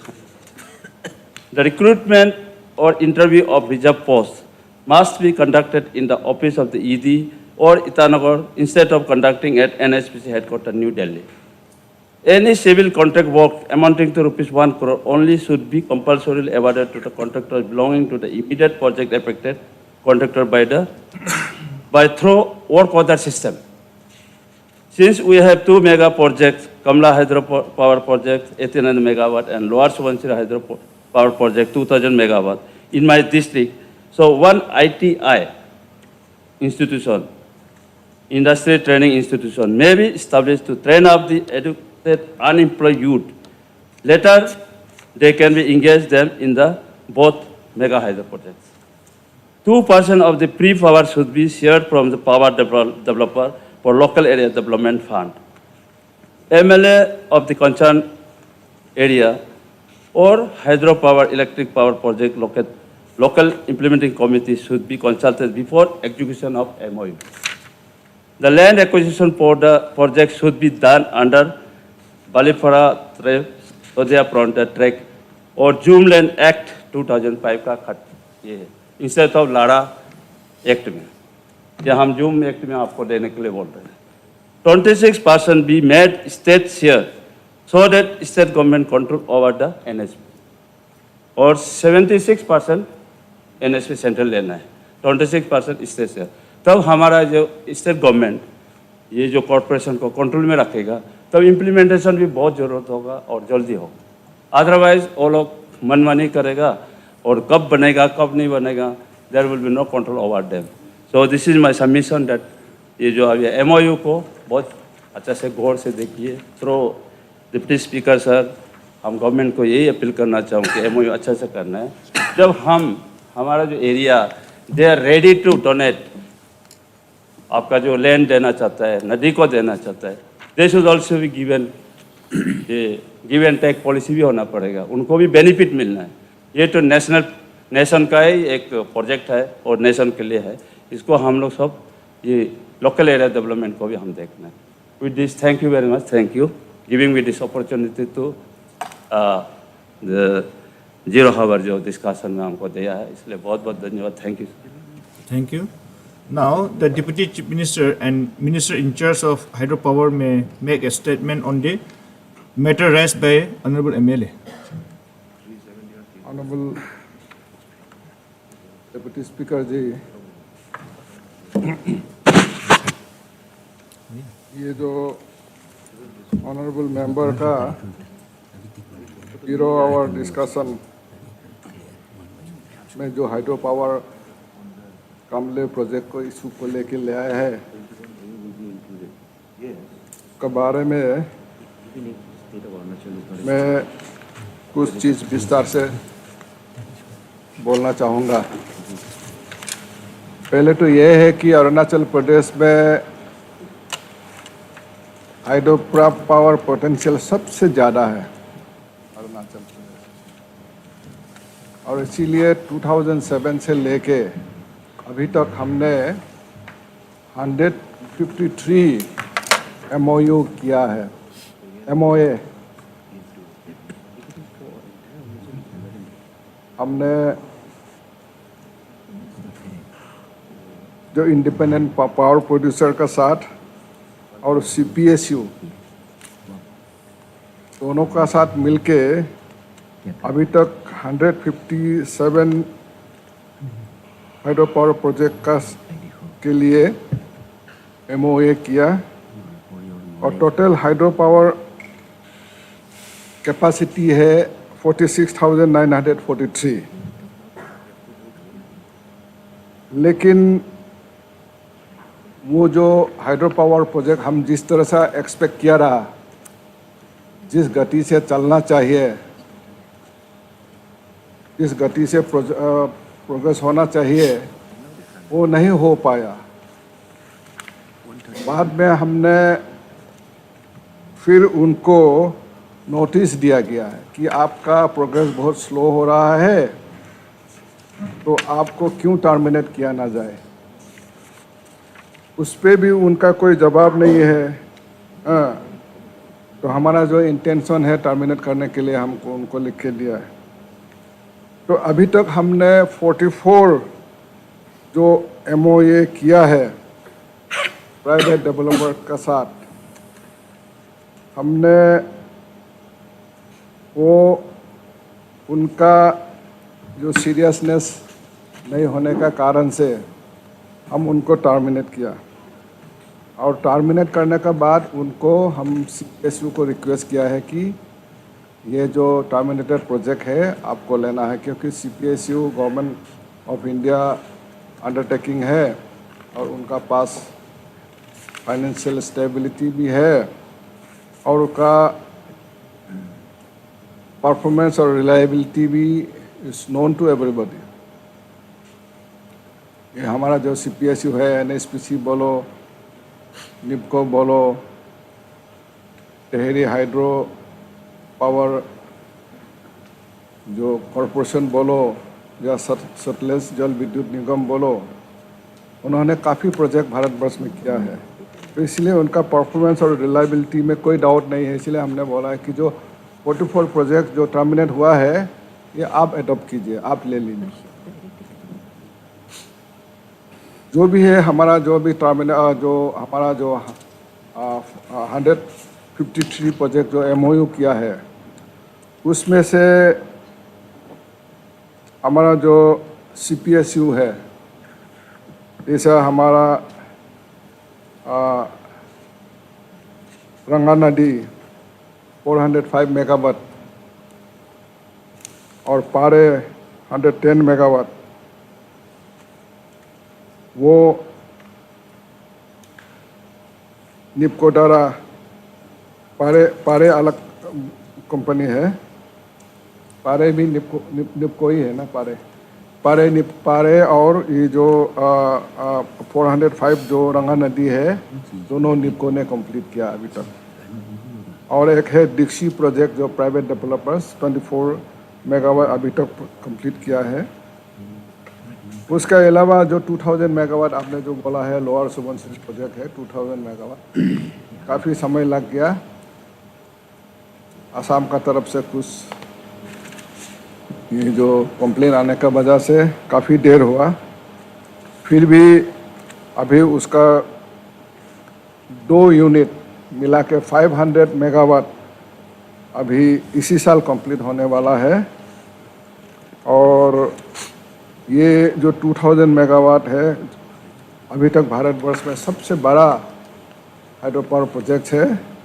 ये 2023 में कमीशन हो जाएगा और उसमें से हमको 240 मेगावाट फ्री पावर मिलेगा वहाँ से। अभी जो उसका बाद हमारा जो लॉन्ग पेंडिंग जो दिबांग मल्टीपर्पज़ प्रोजेक्ट है 2880 मेगावाट का, वहाँ का लोगों ने काफ़ी कोशिश किया है, गांव-गांव जाके अवेयरनेस प्रोग्राम लाया है, लोगों को कन्विंस किया है। तो कन्विंस करने का बाद लोगों ने वहाँ का एरिया का जो लोग है, दिबांग वैली हो, लोअर दिबांग वैली हो, वहाँ के जितना भी पब्लिक लीडर है, जो प्रोजेक्ट अफेक्टेड एरिया जो लोग हैं, उन लोगों ने माना है कि ये प्रोजेक्ट लाना है, करना है।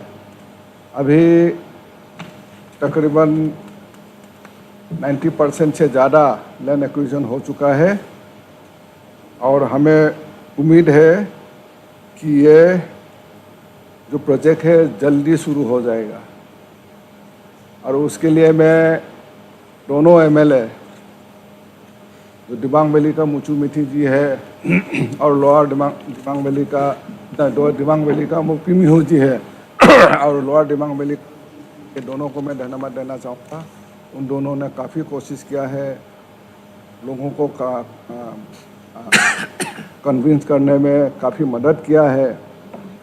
और मोपी मिहू ने तो अपने जो पॉलिटिकल कैरियर को दावा में रख के पूरा का पूरा उसको जो लैंड एक्विजिशन को लेके जो उन्होंने सरकार को मदद किया है, उसी का कारण अभी हम तकरीबन ये अभी जो है ये जो प्रोजेक्ट है ये इम्प्लीमेंट होने वाला है, शुरू होने वाला है। तो मैं दोनों को धन्यवाद देना चाहूँगा।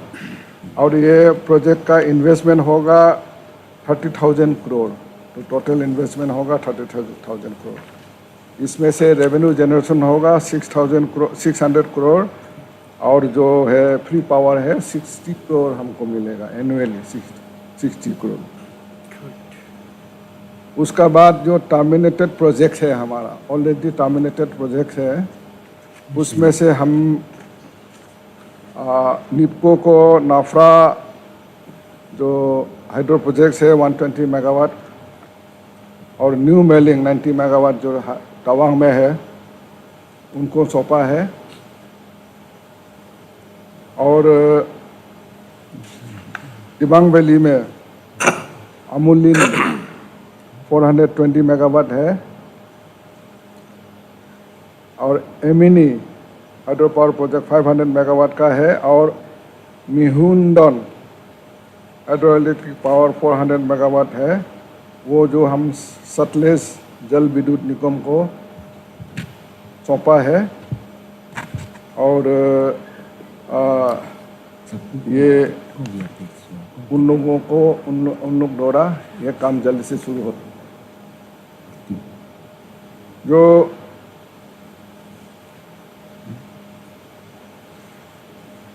हमने मेरा अपना लेवल में मेरा अपना हाई ऑफिस जो हमारा जितना भी ऑफिशियल्स है उनका साथ मिलके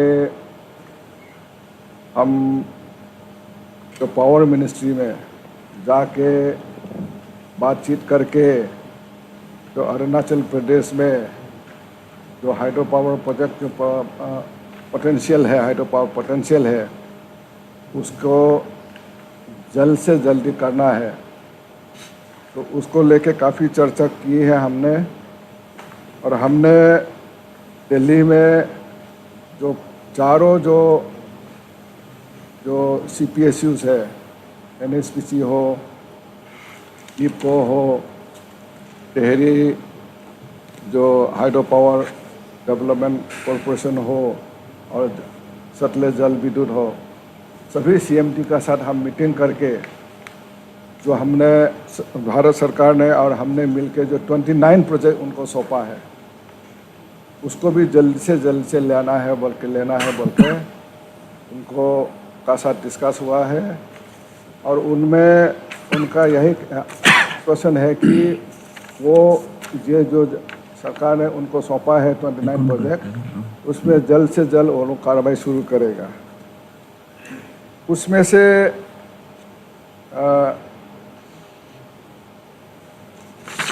जो है एक है उसमें से आपका जो अभी जो आपने जो लाया है 0 आवर में वो है कमले हाइड्रो प्रोजेक्ट 1800 मेगावाट का। शुरू में जिंदल हाइड्रो प्रोजेक्ट तो पावर डेवलपमेंट को दिया गया रहा।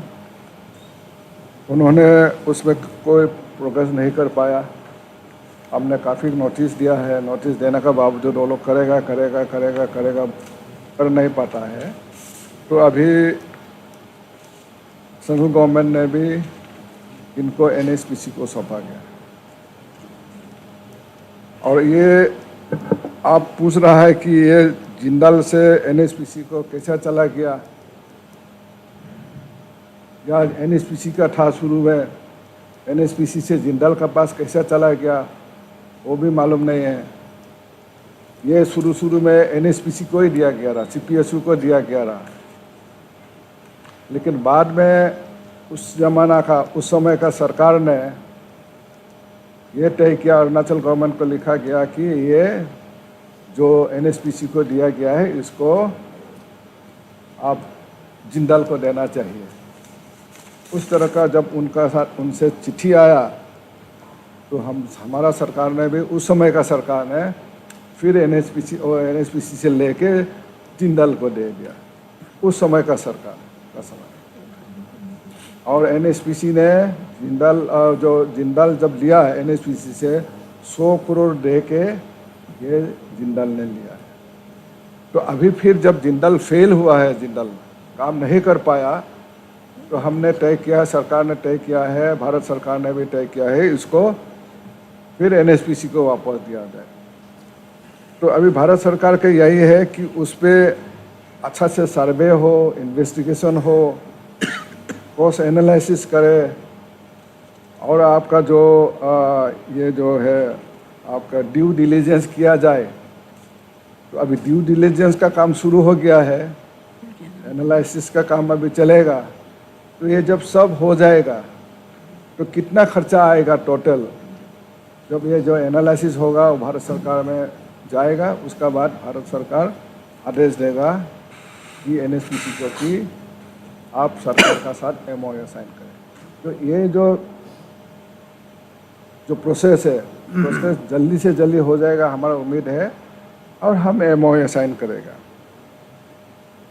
आपने जो बोला है कि MOU साइन करने के लिए कुछ आपने जो कंडीशन दिया है, MOU में जो भी कंडीशन होगा, ये हम यही कोशिश रखेगा कि हमारा अरुणाचल का इंटरेस्ट में और लोकल एरिया का लोगों के इंटरेस्ट में हो, ये हम जरूर रखेंगे। और इसके बारे में आप थे, ऑनरेबल CM थे, हमारा जो सीनियर ऑफिसर्स थे, चीफ सेक्रेटरी भी थे, हमने स्पॉट में जाके और हमारा जो 2000 मेगावाट लोअर सुबनसिरी प्रोजेक्ट देखने के लिए जब गया रहा, हम लोग राउंड टेबल बैठ के वहाँ काफ़ी चर्चा हुआ है इस कामले प्रोजेक्ट का बारे में। और उनका NSPC का CMD आपको खुद बोला है कि हमारा तरफ से जो भी होगा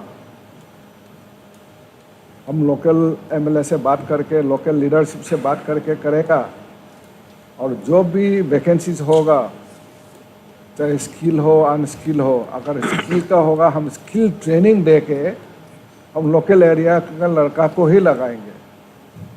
अगर स्किल नहीं है तो हमारा ITI है, हमने अभी ITI रोइंग को उसी कारण के लिए उसमें स्पेशलाइज ट्रेनिंग हम देंगे।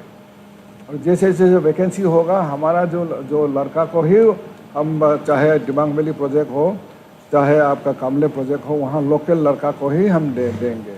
जो भी होगा हम लोकल लड़का को ही देंगे। 100% रिजर्व हम लोग का लोकल लड़का के लिए होगा।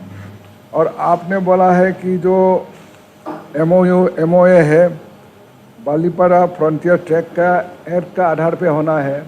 आपको मालूम है कि कल ये जो एक बालीपारा एक्ट है ऑब्सोलेट हो गया।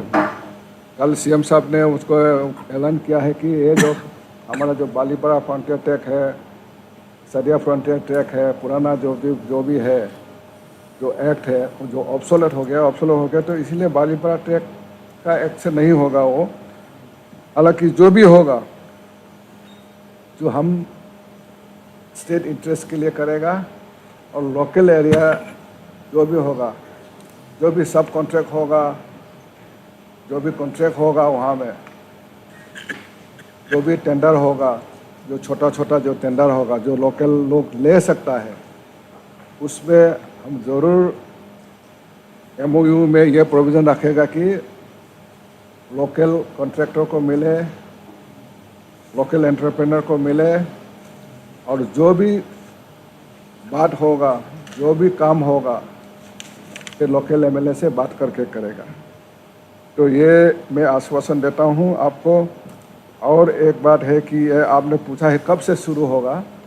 जब ये जो कॉस्ट एनालिसिस जब ख़त्म हो जाएगा, कॉस्ट एनालिसिस जब जिंदाल और ये जो NSPC करेगा जिंदाल का साथ मिल के, और गवर्नमेंट ऑफ इंडिया को सबमिट करेगा जल्द से जल्द, तो गवर्नमेंट ऑफ इंडिया जब ग्रीन सिग्नल लेगा तब हम MOU कर देंगे जल्द से जल्द। और हम अभी फिर दिल्ली जाएंगे, इसके बारे में फिर हम चर्चा करेंगे NSPC का साथ, हम फिर चर्चा करेंगे दोबारा, ताकि ये जो है 1800 मेगावाट जो कामले हाइड्रो प्रोजेक्ट है, आपने कई बार मेरा साथ आए हैं, पब्लिक लीडर को भी लेके आए हैं। आप चाहते हैं कि ये जल्द से जल्द हो, और पब्लिक का जो भी है, लोकल एरिया का जो भी कोऑपरेशन है आप देगा, वो बोला है। तो इसीलिए मैं भी चाहता हूँ, सरकार भी चाहता है कि ये जल्दी से जल्द हो। लेकिन NSPC का ऊपर आपको कोई डाउट नहीं रखना है। NSPC one of the top hydro power जो कंपनी है, कंपनी में से एक है, और उन्होंने भारतवर्ष में बहुत हाइड्रो पावर प्रोजेक्ट किया है। अरुणाचल में अभी लोअर सुबनसिरी जो कर रहा है, अभी दिबांग वैली का शुरू हो जाएगा, और कामले का भी शुरू हो जाएगा। तब देखेगा कि ये जो NSPC कितना काम करता है। तो NSPC को हम लोग डाउट नहीं करेंगे, NSPC ज़रूर काम करेंगे। उनको जो भी कोऑपरेशन देना है सरकार का तरफ से, जो भी लॉ एंड ऑर्डर के लिए हो, उनका सपोर्ट के लिए जो भी होगा मदद होगा हम सरकार का तरफ से देगा। आपको भी रिक्वेस्ट है कि लोकल एरिया में अगर उनके सुरक्षा के लिए, उन लोगों के लिए सुरक्षा के लिए जो भी मदद होगा आपका तरफ से वो आप एक्सटेंड करेगा। आप तो बोला ही है, इसलिए हम लोग सब मिलके ये जो प्रोजेक्ट जल्द से जल्द शुरू करने के लिए हमारा जो कोशिश है ये कोशिश रहेगा। Thank you sir. Thank you sir, आपने बहुत बता दिया, उसके लिए बहुत सबमिशन हूँ। साथ में ये जो एक्ट को जो है ऑब्सोलेट कर दिया। There is another act, Jhum land act का 2005 में आपने हमारे यहाँ से पास किया। तो जूम लैंड एक्ट इजी होता है, लारा एक्ट में लंबा चौड़ा हो जाता है। हमने पावर हाइड्रो पावर का जो है उनको हम बोला था कि ये जूम लैंड एक्ट में होने से डीसी लोग रेट को बनाएगा, इसलिए हम बोल रहे हैं। Thank you very much. Honourable members, यहाँ इस सदन में 2 0 आवर्स डिस्कशन लाया आज।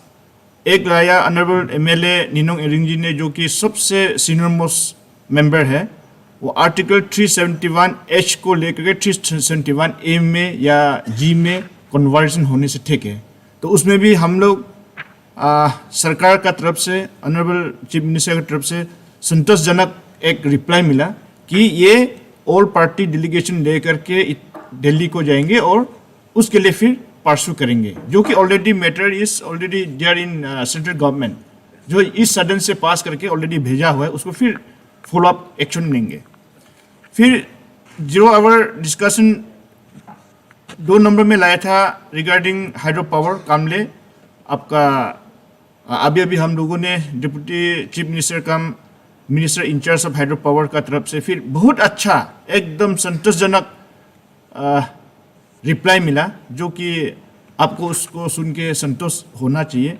ये भी पूरा हमारा ऑल अरुणाचल का जितना भी जनसंख्या है, खास करके ट्राइबल पॉपुलेशन को ध्यान में रखते हुए, खास करके जो इफेक्टेड एरियाज को ध्यान रखते हुए जो काम करेंगे या जो काम हो रहा है, तो उसमें शायद आपको भी इसमें एक्सेप्ट हो जाना चाहिए। तो ये बहुत अच्छा था। और आप दोनों ने जो भी लाया हमारे पूरा जनसंख्या का या हमारा अरुणाचल प्रदेश का वासियों के लिए लाया है, तो दोनों डिस्कशन का जो है अच्छा रिप्लाई मिला। Next will move to item number 3, short duration discussion. Shri Gabriel Wangsu may make a short statement on the matter regarding the dereservation of forest and issue of payment of NPV for forest area by user agencies in Arunachal Pradesh. Sir.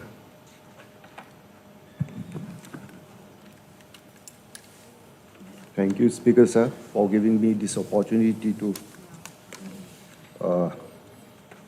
start this short duration discussion on the reservation as well as the issue of NPV in Arunachal Pradesh. Speaker sir, the matter of reserve forest notifications of Arunachal Pradesh due to the this issue was raised in the past in one of the previous sessions in this August House. However, the short duration discussion in this August House today is an attempt to bring out some of the vexed issues and also to discuss in details with regard to the matter and present a way forward, or for that matter, a roadmap towards achieving the objective. Speaker sir, the Assam Forest Regulation 1891 prescribes a time limit of not less than 6 months for settlement of claims. But the final notification of around 66% of our preliminary notified forest of Arunachal Pradesh are yet to be finalized, and there is no final notification on that. In fact, the forest settlement officer, or for that matter, who is the concerned deputy commissioner, could not finalize the settlement proceedings since he could not settle the claims and objections of the villagers for a long period of around 2 to 20 years, or in fact for decades. And as a result, no allotment of land can be made by the administration in most of the towns in Arunachal Pradesh, like Namsai or Deomali, or including the state capital, Itanagar.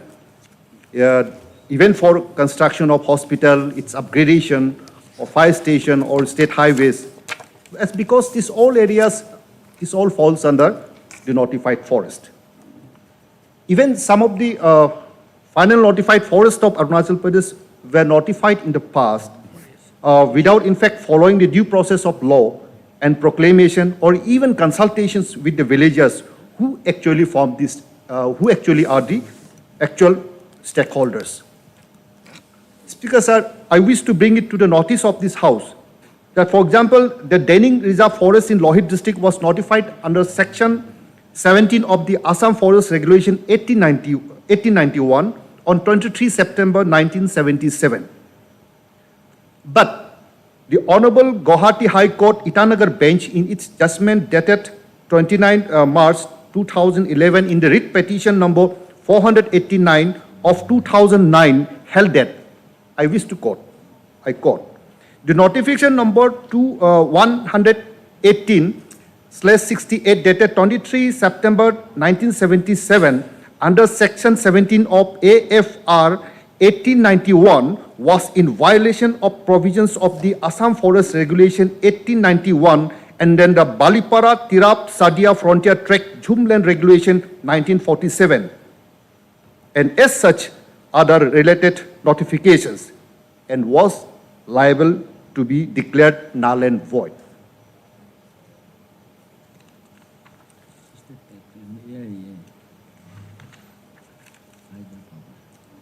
And in fact, sir, you would appreciate that the delay for this, the reason for this delay in finalization of most of the reserve forest in Arunachal Pradesh is actually due to the anger, due to the angst of the tribal villages against notifications and large number of representations, objections, and including claims from them against preliminary notifications issued decades back without actual consultations with the villagers who actually formed the original distinct stakeholders. The main reason for such agony of local villagers leading to large number of representations and objections is due to the fact that although Arunachal Pradesh is endowed with rich forest and biological diversities, the reservation of USF area, which were under traditional customary ownership of tribals, were declared as notified forests. In the past, although these forests were very close to the existing human habitations, infringing upon the very basic rights of our tribal communities. Speaker sir, with no malice towards the forest department, and this is here, it's not about blame game. The areas which were reserved under various categories in the past were not only difficult and interior, but also because these were very close to the village habitations, situated adjacent to the bridle paths or kacha roads of those times. It was otherwise also very difficult for the forest department or any other government departments to surmount harsh topography to reach interior villages which require days of foot march from the nearest roadhead. Therefore, to embark still further beyond those villages or to reach those areas which were very, very inhospitable and in fact very difficult to survey, demarcate, or even map those lush green forests in those times. And in fact, I would like to say that even those were never tried by our departments, our officials, because of such treacherous mountainous areas, despite those areas being covered with lush green evergreen forest. As a result, now such notified forests, either preliminary or final, are adjacent to the villages and human habitations, especially in the plain areas where communication network is being developed by the government now. These are the areas which actually today are required for development of the villages and for weaning away the tribal communities of Arunachal Pradesh from forest dependency and bringing them to the mainstream of our society. Honorable Speaker, however, the Supreme Court of India in its judgment dated 13/11/2000 in the interlocutory application number 2 in the writ petition 337 of 1996, has ordered that, I quote, pending further orders, no de-reservation of forests, sanctuaries, national parks shall be affected. So 20 years have passed since then, and there has been no tangible effort to convince the Honorable Supreme Court of India the need of the hour to lift such a ban for upliftment of the tribal communities of Arunachal Pradesh in particular, and in the interest of the human society in general. Although the tribal people of Arunachal Pradesh do not have easy access to either the Honorable Supreme Court of India or such other rightful forums like the National Green Tribunal to voice their concerns or dissent, but those who were more equal than other tribals have been finding ways to mend or bend the Honorable Supreme Court of India's judgment of dated 13/11/2000. A case in point is the Deopani Reserve Forest in Lower Dibang Valley of Arunachal Pradesh, where the Honorable Supreme Court of India, in its judgment dated 9 September 2011, on the recommendation of the Central Empowered Committee, allowed de-reservation of 134 hectares of Deopani Reserve forest area in lieu of 163 hectares of lush green forest area declared as Senjan Reserve Forest. On the other hand, for the unfortunate ones, the case of Gali Reserve Forest on the same lines was turned down by the Ministry of Forest and Environment, Gov of India, while later dated 23 April 2004, citing the same Honorable Supreme Court of India order dated 13/11/2000, and stating that the encroachments cannot be regularized by de-reservation of reserve forest.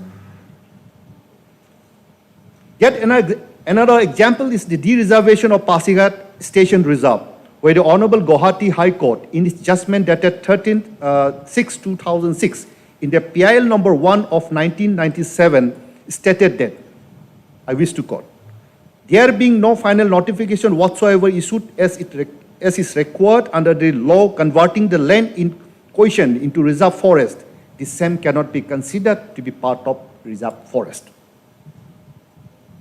Speaker sir, thus the notification of Pasigat Station Reserve for 398 acres, that is approximately 161 hectares, issued white number that is in dated 18/10/1980, was perhaps struck down as the court held the allotment in favor of Arunachal Pradesh Relief and Welfare Charitable Society on 11/10/1995 for establishment of medical college at Pasigat as valid, and agreed to the transfer of said land together with the building from the Arunachal Pradesh Relief and Welfare Charitable Society to the Central Agriculture University, and thereafter allowed construction of College of Horticulture and Forestry in Pasigat.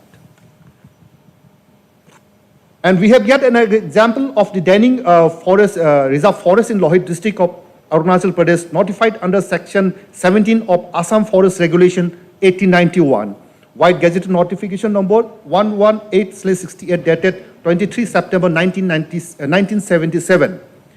The Honorable Guwahati High Court Itanagar Bench, in its judgment dated 29 March 2011, in writ petition number 489 of 2009, held that, I wish to quote, the notification number 118/68 dated 23 September 1977 under Section 17 of AFR 1891 was in violation of provisions of the Assam Forest Regulation 1891 and the Balipara Tirap Sadia Frontier Trek Jhum Regulation 1947, and such other notifications, related notifications, were liable to be declared null and void. It further directed the respondent authorities to settle the dispute with the tribal villagers by making payment of adequate land compensation within 4 months. And therefore, consequently, the Ministry of Defence, Government of India, paid rupees 23.27 crores for acquisition of 241 hectares of land, which were part of Denning Reserve Forest, to the villages of Bondaru and Chindangam of Lohit district in Teju.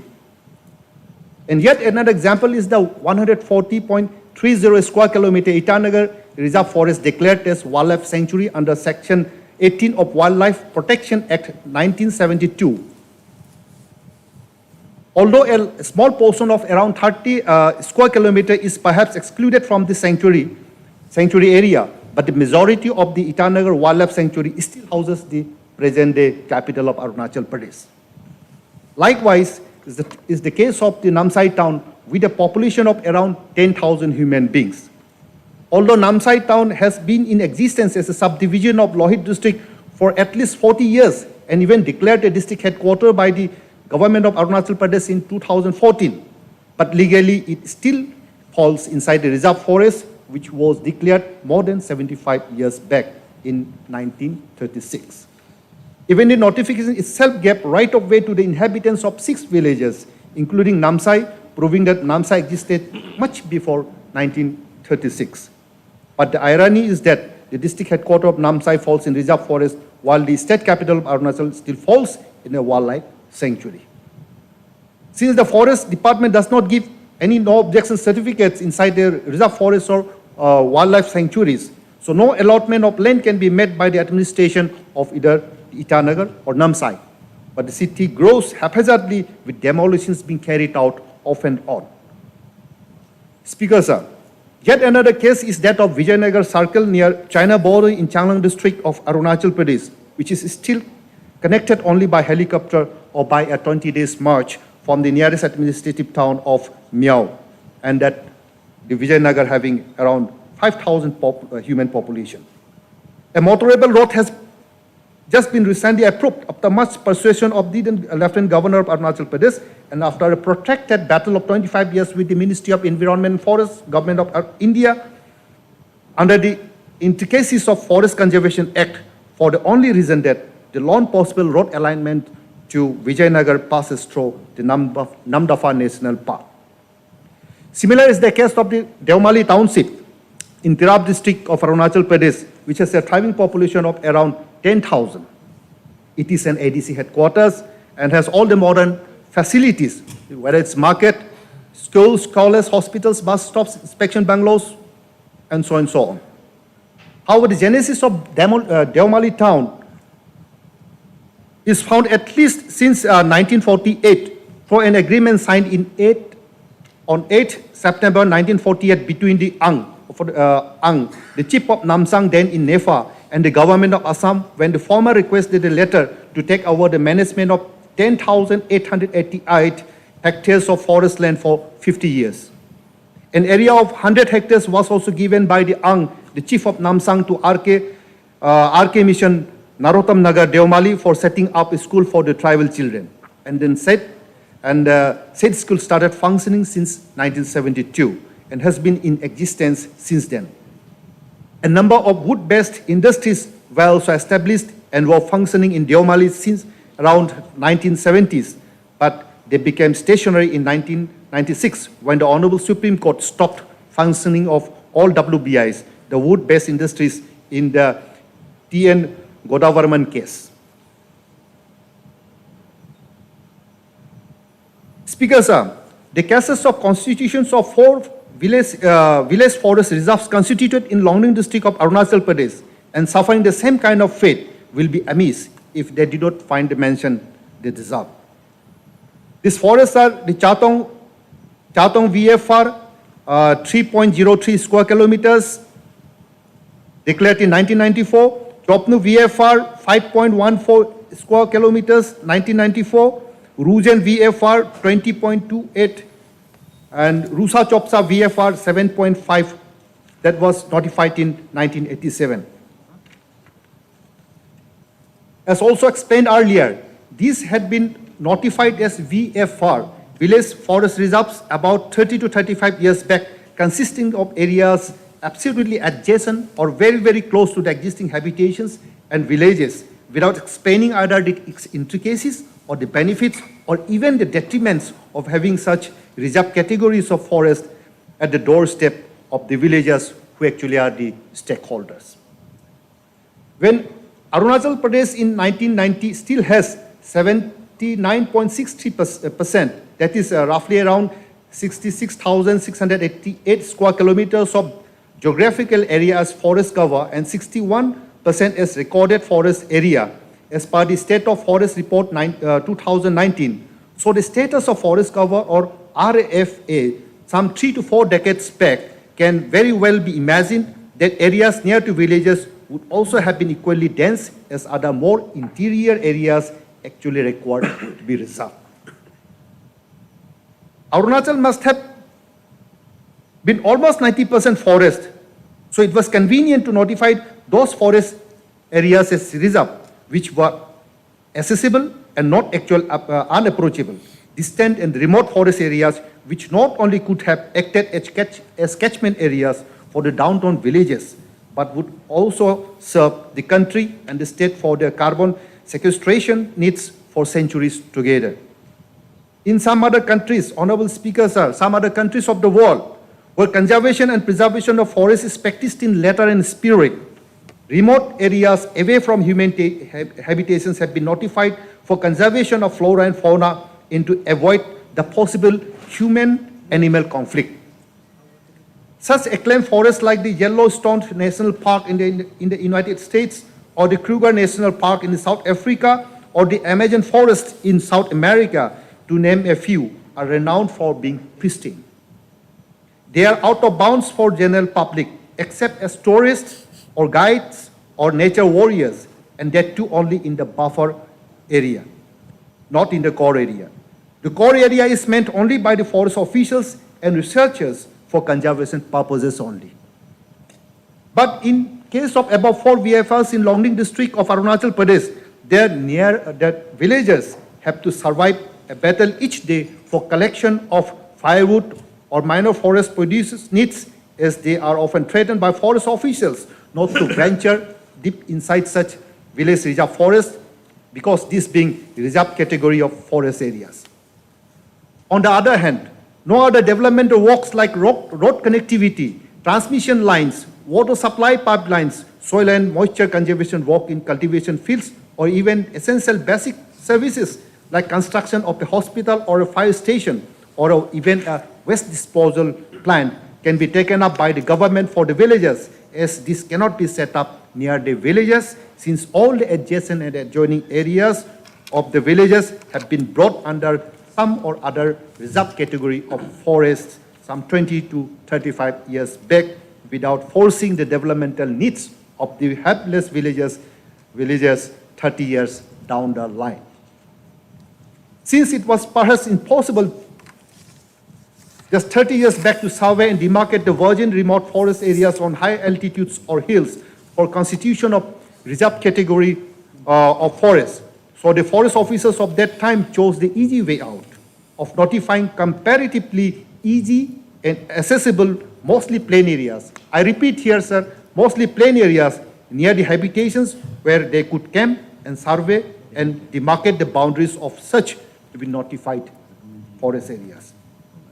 Speaker, sir, this kind of state of affairs has now resulted in not only 33% preliminary notified forests reaching their logical conclusion of being finally notified, while 201 out of the total of 307 numbers of preliminarily notified forests still could not be finally notified due to severe backlash and dissent from the adjoining tribal villages.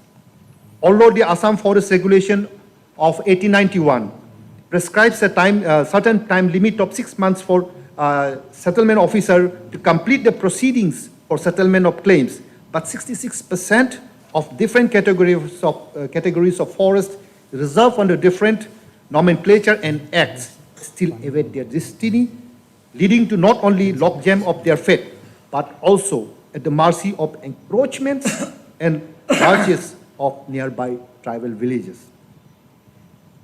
Speaker, sir, in addition to this issue of forest reservation, the Honorable Supreme Court has fixed net present value NPV for forest areas to be diverted under Forest Conservation Act 1980, which is to be paid by the user agency, Forest Department, to compensate for the loss of forest cover by such divergence for roads, transmission lines, hydro projects, and such other developmental works.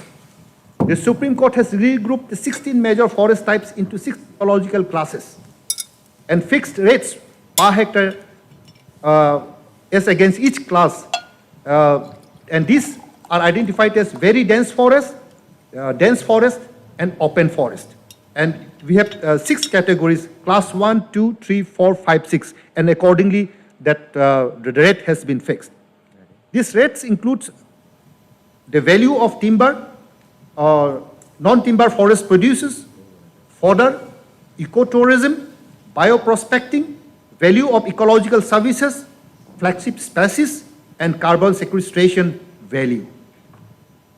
Now, as per the Supreme Court order, the Ministry of Forest and Environment, Government of India has made upward revision of these NPV rates per hectare as per the order dated 6th January 2022.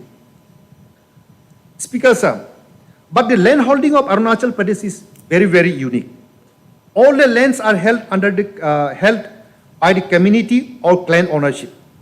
For example, in the case of Danning Reserve Forest, the Honorable Guwahati High Court Itanagar bench in its judgment dated 29 March 2011 had also directed the respondent, here in this case, the army authorities, to settle the dispute with the tribal villagers by paying through payment of compensation, land compensation within 4 months.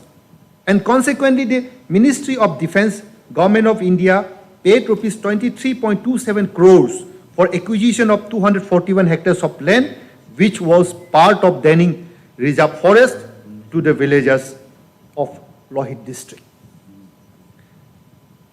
Thus, if any user agency has to pay NPV once to the government and then again pay to the villagers who have the actual traditional ownerships over such land, then it amounts to twice payments by the user agency for the same plot of land. This makes the projects unviable and double costly. Therefore, investors, I believe, are running away and not keen to invest in our Arunachal Pradesh, especially for mega projects. Arunachal Pradesh is a tribal state bestowed with luxuriant forest cover and fauna. The tribal resident populations, in fact, they are not the destroyer, but the savior of forest and wildlife. Together, they have lived in harmonious existence since time immemorial. Now also, the tribal will give their life rather than be alienated from the forest or land.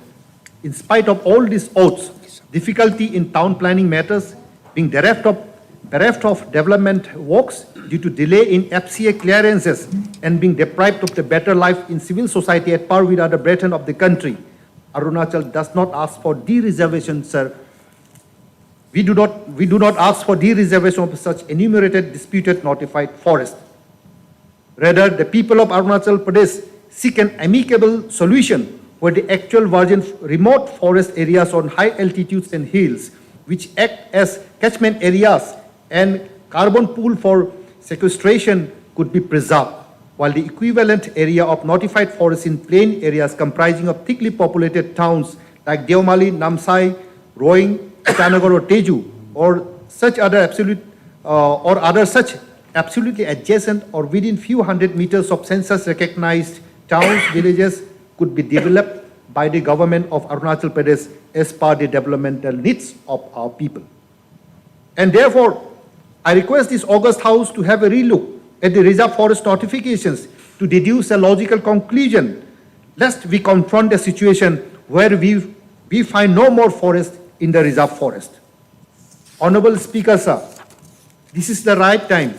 I repeat again, Honorable Speaker, sir, this is the right time to approach the Supreme Court, or to approach the Center to apprise the Honorable Courts of India, of Justice in India, the predicament the Arunachali tribal population is faced with today as regards the habitable, cultivable plainlands near to the cities and towns of having been reserved instead of the lush green pristine forest in the higher echelons of Arunachal Pradesh.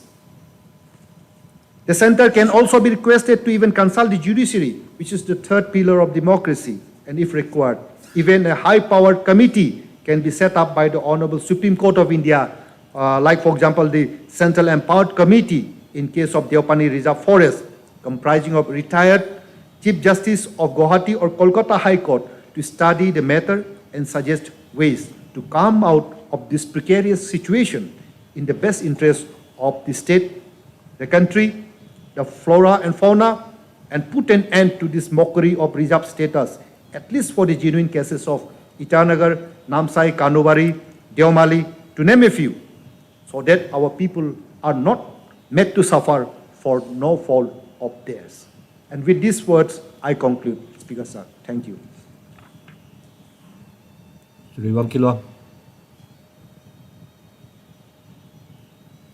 Thank you, Speaker sir. Because the forest is a central subject, therefore our discussion will be somewhat recommendation in nature. So I also want to put forward some of my suggestions, taking opportunity of this discussion. All the agencies, since we are a welfare government, welfare state, all the agencies are for the welfare of the people, and even the forest department. Therefore, errors committed in the past also needs to be corrected. There have been, when I call error, I being from one of those places mentioned, the forest areas, the Deomali. But Deomali existed before 1950. And in the process of recognizing or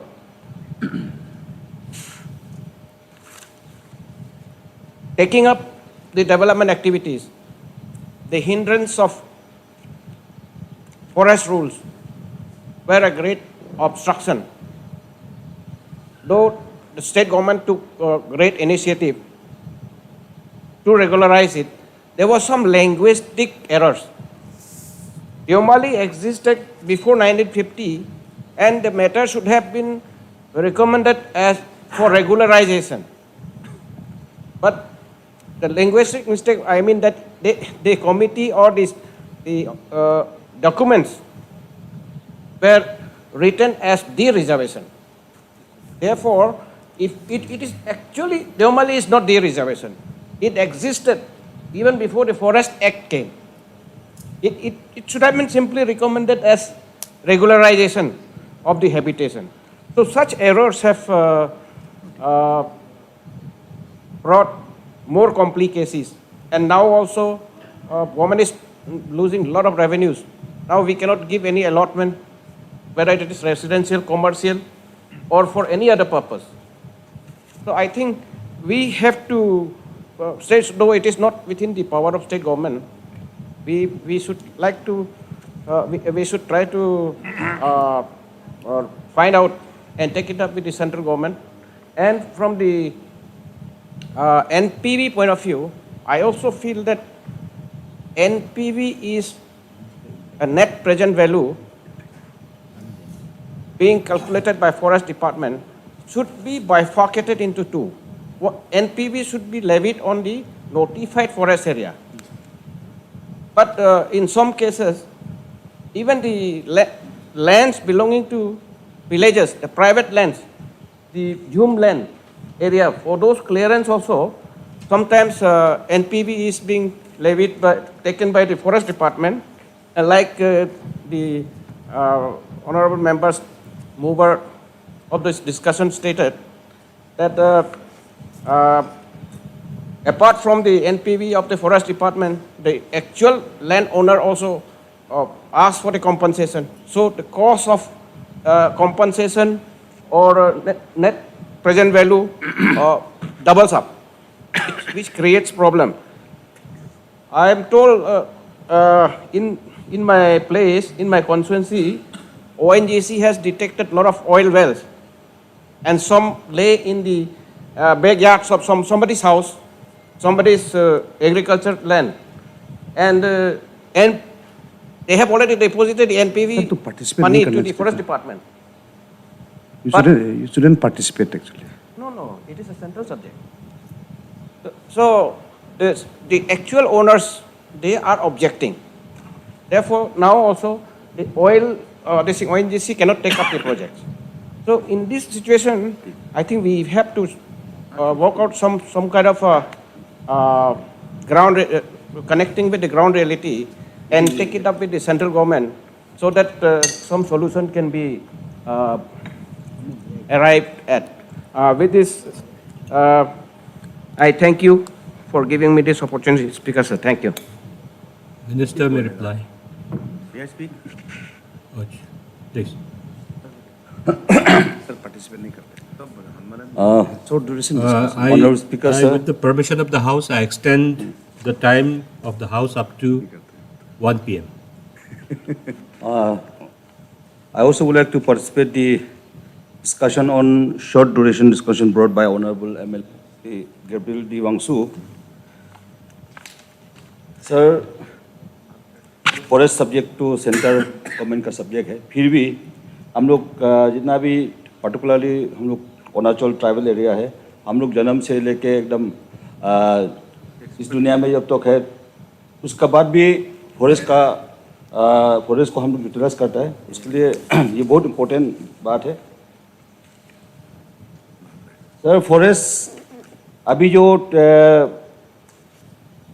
short duration discussion में जो mover ने जो हम लोग को बताया गया, इसमें इन डिटेल कोर्ट कचहरी से लेके सुप्रीम कोर्ट से लेके हाई कोर्ट, ये सब पूरा इसमें पूरा डिटेल मूवर ने लाया है. हम लोग सुन के ये तो हकीकत चीज़ है, वो ग्राउंड रियलिटी अभी जो है वही बताया गया. उसका बाद ये मेरा ख्याल से इस सदन में बहुत बार हम लोग जहाँ में डिस्कशन भी हो चुका है मेरा ख्याल से कि अरुणाचल टोटल 84 स्क्वायर किलोमीटर में से 60% जैसा रिजर्व का अंडर में हम लोग अरुणाचल हम लोग का जो रिजर्व फॉरेस्ट में है. तो इसमें अभी जैसे बताया गया कि ये रिजर्व जो है वो हम लोग का अरुणाचल पॉपुलेशन तो बहुत कम है, ये भी जानता है. तो जितना रिजर्व लोलैंड जितना है या प्लेन एरिया है उसको तो उस समय से forest department government of India ने रिजर्व एरिया बोल के क्या हम लोग को कोई पता नहीं था. लेकिन अभी समय जैसा आ रहा है उस हिसाब से अभी देखा जाए तो हम लोग जो भी बस्ती या टाउन जो मेंशन किया है वो तो रिजर्व के अंडर में है. इसमें हम लोग अपना एरिया फॉरेस्ट हमारा बोल के नहीं बोल सकते क्योंकि ये मालिक जो है गवर्नमेंट ऑफ इंडिया का है बोल के हमको सबको पता है. तो इसलिए अभी जैसे कि जो मेंशन किया है नामसा बोलिए या मियो खरसंग जोरामपुर बोलिए, उसका बाद पासीघाट तेजू, ये सब तो रिजर्व फॉरेस्ट के अंदर में जरूर है, इसलिए तो नोट के हिसाब से वो बताया गया. तो उसको अभी डेवलपमेंट को तो हम लोग रुका नहीं सकते ऑनरेबल स्पीकर सर. जैसे कि अभी नया नया टाउन बढ़ रहा है और उसका बाद डेवलपमेंट का तौर पे कम्युनिकेशन जैसे कि ये road communication, railway communication, then airport भी तो बनाना पड़ता है. तो इसलिए ये सब के लिए लेन ही चाहिए. तो लेन मतलब ये फॉरेस्ट, तो उसको मेरा ख्याल से ये भी मतलब मैं भी ये जो ये डीरेगुलेशन का जो इशू जो लाया है उसको सपोर्ट करते हुए हम भी वही कहेंगे कि जैसे कि चांगलांग डिस्ट्रिक्ट में हम खुद ही हम छोटा से देख रहे हैं कि एक समय में अभी खरसंग टाउन है, मियो टाउन है, वो पूरा कम्प्लीटली रिजर्व के अंडर में है. लेकिन एक समय में ऐसे इंफॉर्मेशन के हिसाब से हम जो सुना है कि 1 अप्रैल 1981 का पहले जितना भी ऑलरेडी इस्टेब्लिश हो गया था उसको तो गवर्नमेंट ऑफ इंडिया ने उसको मतलब नोटिफिकेशन जो दिया है उसका पहले जो जितना भी है वो तो डी रिजर्व टाइप का है.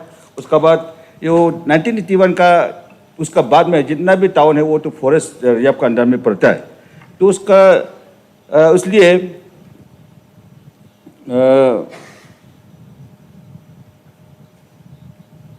जो अभी ऑलरेडी टाउन एग्जिस्ट हो गया, उसको तो किसी हालत से भी उसको तो रिजर्व के अंदर में बनने से भी रियाक के अंदर में जब ऑलरेडी हो गया, उसको तो अभी जैसे कि इस्टेब्लिशमेंट है उसको तो हटा नहीं सकेगा। इसलिए मेरा ख्याल से ये आने वाला दिन के लिए भी हम लोग को बहुत तकलीफ होगा। इसलिए जहाँ जहाँ में जरूरी है जहाँ ऑलरेडी इस्टेब्लिशमेंट हो चुका है उसको तो डिआरवेशन के लिए रिकमेंडेशन होना चाहिए स्टेट गवर्नमेंट से भी। उसके बाद अभी और जितना भी फूड हिल्स में अभी government of India he project एक आ रहा है, ईस्ट वेस्ट इंडस्ट्रियल कॉरिडोर। तो ईस्ट वेस्ट कॉरिडोर होने से तो वो तो जितना भी फूड हिल एरिया में वो तो प्रोजेक्ट को तो हम लोग इम्प्लीमेंट करना है, उसके लिए फिर अभी फॉरेस्ट का मामला आ जाएगा।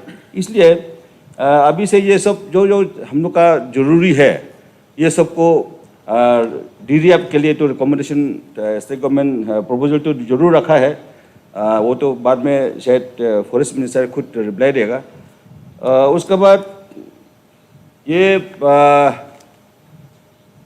जो भी पहले रिजर्वेशन करने में भी जैसे कि विलेज रिजर्व फॉरेस्ट है, उसके बाद सोशल फॉरेस्ट्री है, ये सब तो पहले हम लोग ये विलेज रिजर्व करने में रखा था, लेकिन वो तो अभी जारी है। उसका अगेंस्ट में ही पहले प्लाईवुड लाइसेंस और ये सब इशू किया था, लेकिन अभी ये लाइसेंस ये सब तो अभी गवर्नमेंट ने बैन करके रखा है कि क्योंकि जितना भी लाइसेंस ऑलरेडी हो चुका है वही अभी चल रहा है, उसमें भी फॉरेस्ट डिस्ट्रक्शन नहीं होने के लिए। इसलिए मेरा यही पार्टिसिपेशन का मतलब ये है कि उसको सपोर्ट करते हुए, क्योंकि हम लोग को फ्यूचर के लिए भी चाहिए और अभी के लिए भी चाहिए, और फॉरेस्ट ये सब से हम लोग का इम्पोर्टेंट है, इसलिए और प्रिजर्व भी करना चाहिए। तो गवर्नमेंट भी जितना भी हम लोग को जो जरूरी जगह है उसको तो हम लोग DRF करके उसका जगह में पहले गवर्नमेंट ऑफ इंडिया या स्टेट गवर्नमेंट भी प्रोजेक्ट स्कीम टाइप का था कि अपना वन, उसको हम लोग सिर्फ फॉरेस्ट को डिस्ट्रक्ट करने से नहीं होगा, उसको प्रिजर्वेशन के लिए भी हम लोग को अपना वन बोलो या रिफॉरेस्टेशन करने के लिए प्रोजेक्ट रखना पड़ेगा। क्योंकि इसमें से रिलेटेड जो है कैशमेंट एरिया है, जो कैशमेंट एरिया को यदि पूरा हम लोग अपना यूम कल्टिवेशन के लिए ये सब के लिए यदि पूरा ये करेंगे तो बाद में पानी भी सूख जाता है। इसलिए हम लोग का जो जरूरी है वो हम लोग को DRF करके जो डेंस फॉरेस्ट पर्टिकुलरली हम लोग जब जहाँ से तवांग जाता है कहीं हेलीकॉप्टर में जाने से कुछ सारा अरुणाचल तो पूरा फुल ऑफ फॉरेस्ट तो है ही है, हम लोग को इसमें से ऑक्सीजन मिलता है। और इसलिए मेरा पार्टिसिपेशन जो है वो तो in support of dereservation and NPF का तो वो तो ऑलरेडी बता चुका है। With this word thank you very much sir.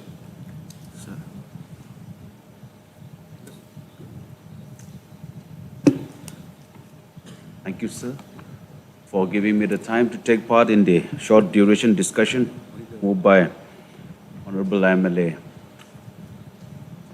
Gabriel D. Wangsuji. Sir, I also share the same story as rest of my friends are sharing. Reserve forest has been notified long back without studying the ground reality and without the consent of the local public those times. Nampong Forest Division has 3 assembly constituencies, 51 Nampong, 50 Miao and 49 Bordumsa. I am going to talk about only my division, my constituency, sir. In my constituency, there are 6 reserve forests. Number 1, Pangsao Reserve Forest, notified on 28 April 1970, having 69.12 square kilometers. And Khatang Reserve Forest, notified on 22nd September 1962, covering area of 17.30 square kilometer. Onkab Reserve Forest, notified on 11/6/1965, covering 73.39 square kilometers. And Namgoi Reserve Forest, August 1976, covering an area of 18.30 square kilometers. And the last is Rima Reserve Forest, notified on 18 August 1976, covering an area of 67.64 square kilometer. It's good, sir. We need to protect and preserve forests. But the ground reality speaks something different. All these areas where this has been notified are the community land, and all various villages and the people are settled there. It's only in paper the government has a record that these areas are reserve forests. Villagers are doing their own agriculture activities, gardening, horticulture, fishery. Their normal activities are going on in those forest areas. But when comes about the real development for construction of infrastructure, road, and some other big projects, there comes a big hindrance. The forest, they need a forest clearance, and the department will say this is a reserve forest and we are not supposed to give forest clearance. This has happened in one of the projects, that is Power Grid project, announced in 2015, but still the project is stalled, halt, and it's still not in progress because of the non-clearance of the forest department. This line was supposed to be to connect entire TCL region from Namsai to Deomali, but all the substations have been constructed. But sir, very sorry to say that because of this big hindrance, non-forest clearance due to reserve forest, the tower line could not be constructed. But I am told that the compensation has been paid by the government, the net present value. But villagers, when the power grid goes to the ground, the villagers say we need compensation. There's a huge hue and cry, and the problem arises there on the ground. So therefore, I also support the short duration discussion moved by our honorable member that de-reservation of the land which has been notified long back needs to be revisited, and an alternative land in the hilly areas can be notified, so that by way of notifying the far-flung areas of the area, the mountains, we can protect our forests, we can protect our flora and fauna, and we can have rejuvenate the perennial streams, water sources can be protected. As all of my honorable members has shared, we have a forest, reserve forest, or the forest only in record, but in actual sense, all the forests are barren, sir. As a result of which, we are facing a huge water crisis. Drinking water sources are dried up. Therefore, sir, the reservation of forests and afforestation of forests is the need of our. Thank you, sir. Honourable Minister. Yes. I think we are running short of time.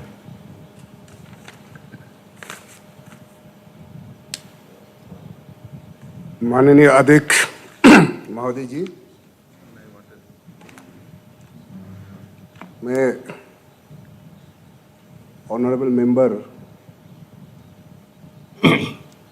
Gabriel, मेरे दोस्त Gabriel जी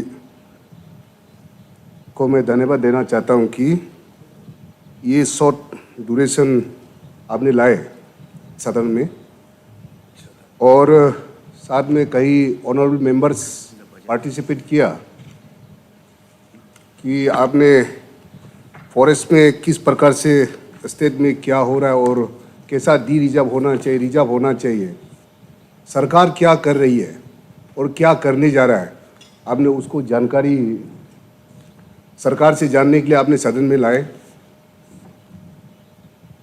और ये बहुत ही अरुणाचल प्रदेश के लिए माननीय अध्यक्ष जी, आपके माध्यम से सदन में और पूरा प्रदेश के लोगों को मैं बताना चाहता हूं कि ये बहुत ही अपना प्रदेश के लिए ये बहुत ही गंभीरता, ये अभी से नहीं है। वे बैक 1937, 1957, 1978, 1971 अभी ऑनरेबल मेंबर ने मेंशन किया कि जिस जगह में कौन कौन फॉरेस्ट रिजर्व, जो रिजर्व फॉरेस्ट है, कितने साल में कौन जगह में रिजर्व हुआ, वो पूरा यह रिकॉर्ड में है, पूरा रिकॉर्डेड है। और ऐसे जिसने वो बताया कि गली रिजर्व फॉरेस्ट जो है वे बैक 1937 को वो रिजर्व हुआ। ऐसा कहीं हमारा प्रदेश में ऐसा जो फॉरेस्ट रिजर्व है, जो उन दिनों में हमारा लोगों को, प्रदेश का लोगों को, हम जनजाति को हमको पता नहीं था। जिस समय दोस्त देश उन दिनों में हमारा नेफा, नॉर्थ ईस्ट फ्रंटियर एजेंसी के नाम पे हमारा जो एडमिनिस्ट्रेटर पूरे नॉर्थ ईस्ट का शिलोंग में हुआ करता था, वहीं से अरुणाचल प्रदेश, असम, नागालैंड, मेघालय को वहीं से कंट्रोल करता था।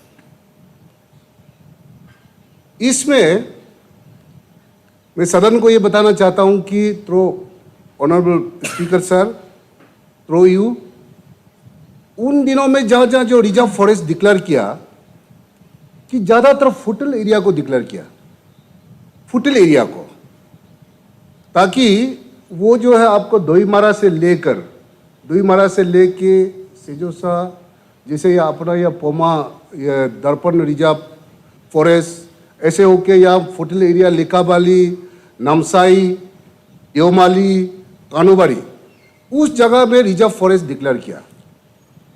जिस समय 1961, 1972, 19 जो हमारा अरुणाचल प्रदेश जब स्टेट डिक्लेयर नहीं होने से पहले के ये रिजर्व फॉरेस्ट डिक्लेयर किया हुआ है। अभी उस समय में शायद भारत सरकार ने ये सोचा होगा, व्हाट आई फील, कि भारत सरकार ने ये सोचा होगा कि ये ट्रेवल अरुणाचल में इतना रिसोर्स जो अपना नेचर है, फॉरेस्ट में इतना जो रिसोर्स है, बाहर के लोग आकर उस रिसोर्स को वह डिस्ट्रॉय नहीं कर पाए।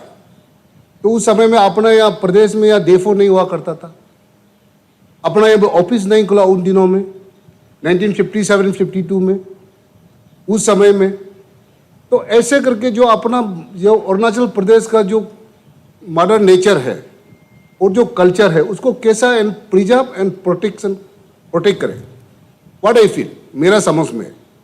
इसलिए आज हम जिस उन दिनों से लेकर अभी तक ऑनरेबल मेंबर ने जो अभी पूरा आपको विस्तार से बताया कि कैसे कैसे हुआ, सुप्रीम कोर्ट ने कैसे बैन हुआ, किस प्रकार से काम है, कोर्ट में कैसे चैलेंज हुआ, इस प्रकार का वो ऑनरेबल मेंबर ने पूरा सदन को बताया।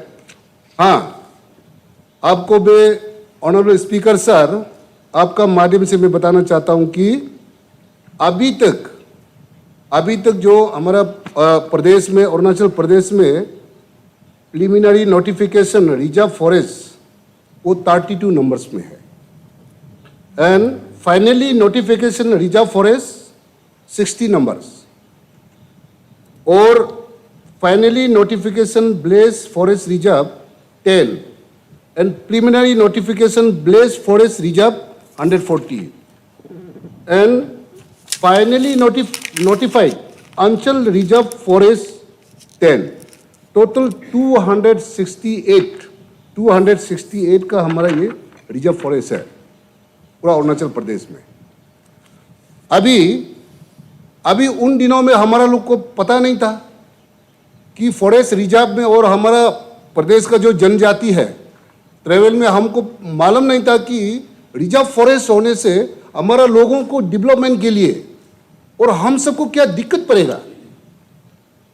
1937 से लेकर सबसे ज़्यादा रिजर्व फॉरेस्ट बनाया हमारा अरुणाचल प्रदेश जब स्टेट नहीं मिलने से पहले का।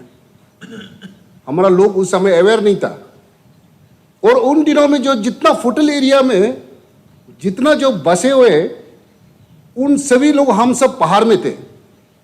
जैसे जैसे डेवलपमेंट रोड चाहिए स्कूल चाहिए हमको कनेक्टिविटी जब जरूरी पड़ने लगा तब हम लोग फुटल एरिया में और हम लोग यहाँ में बसने लगा। तो अभी देखता है तो वो फुटल एरिया में सबसे ज़्यादा रिजर्व फॉरेस्ट वही डिक्लेयर किया हुआ। डेवलपमेंट वहाँ होना है, ये ऐसा समस्या है। और इसमें मैं सदन को honourable speaker sir through you मैं ये बताना चाहता हूँ कि इसमें स्टेट गवर्नमेंट से स्टेट गवर्नमेंट का कोई इसमें रिजर्व करने का और स्टेट गवर्नमेंट उसको रिजर्व करना ये सारा जो समस्या है ये ज़्यादातर भारत सरकार का हाथ में है, ये गवर्नमेंट ऑफ इंडिया का हाथ में है।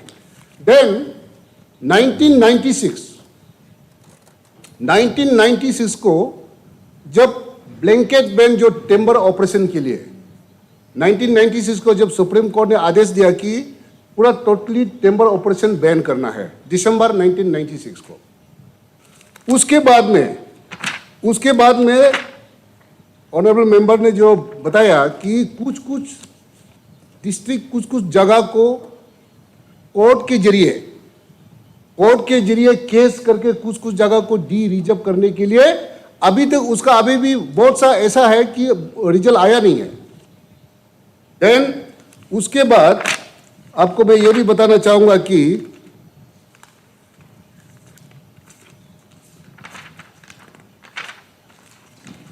ये जो देवमाली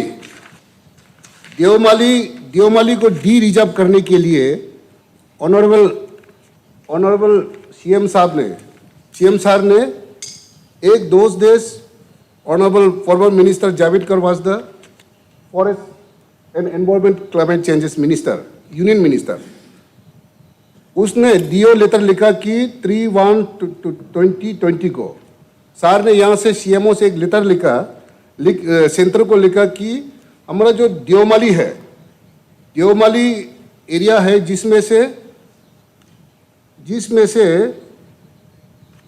6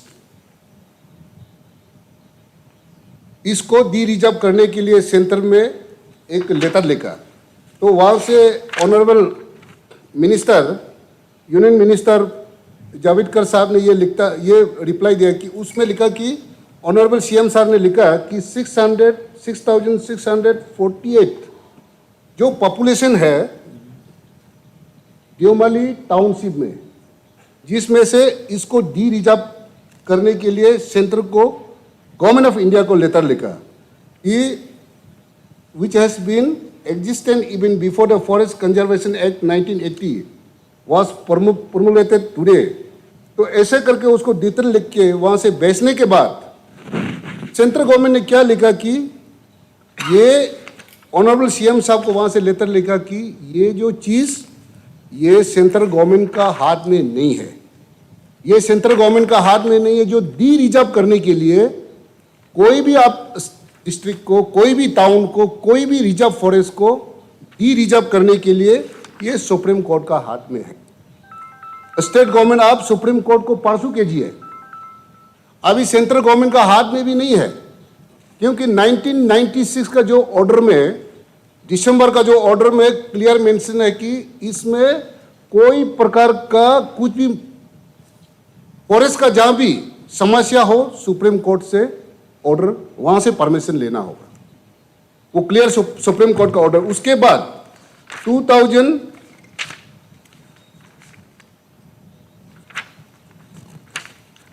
उसके बाद सुप्रीम कोर्ट ने फिर एक ऑर्डर निकाला कि 13/11/2000 उसमें क्लियर दिया कि no literate by the Supreme Court on 9/2/2004, case number 16, that pending further orders, no de-reservation of forest, sanctuary, national park shall be effected.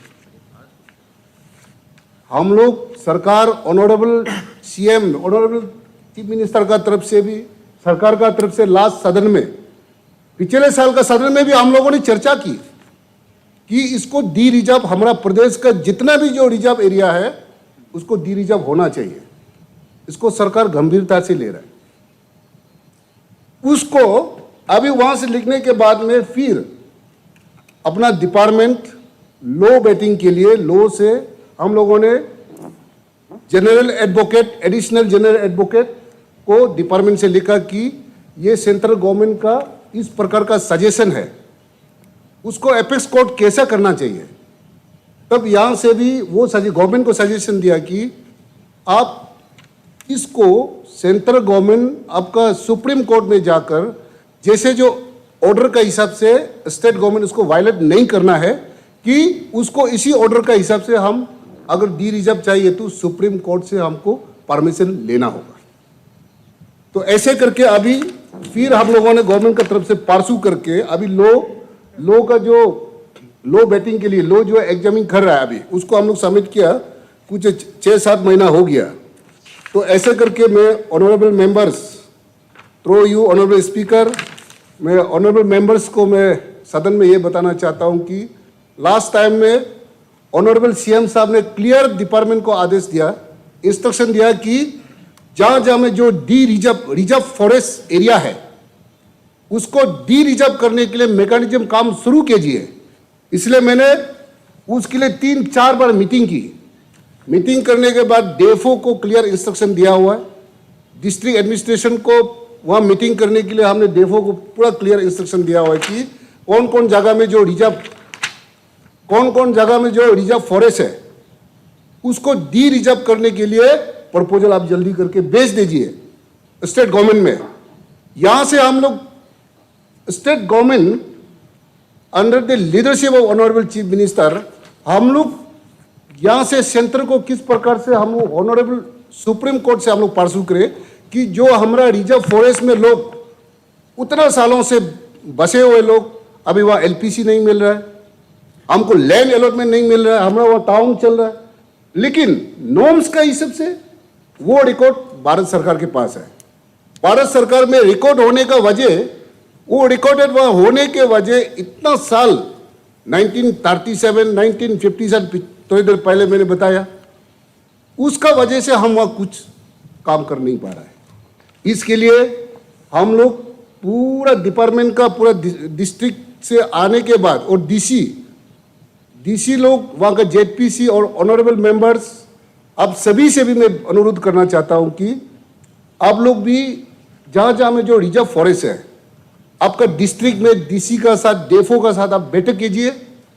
बैठक करने के बाद आप लोग डिस्कस करने के बाद में वो डॉक्यूमेंट बनाकर सरकार को, स्टेट गवर्नमेंट को आप सबमिट कीजिए, क्योंकि ये स्टेट गवर्नमेंट का हाथ में भी नहीं है और सेंट्रल गवर्नमेंट ने भी हाथ खड़ा कर दिया, ये हमारा हाथ में नहीं है, सुप्रीम कोर्ट से ही इसका अब डी रिजर्व के लिए परमिशन लेना होगा।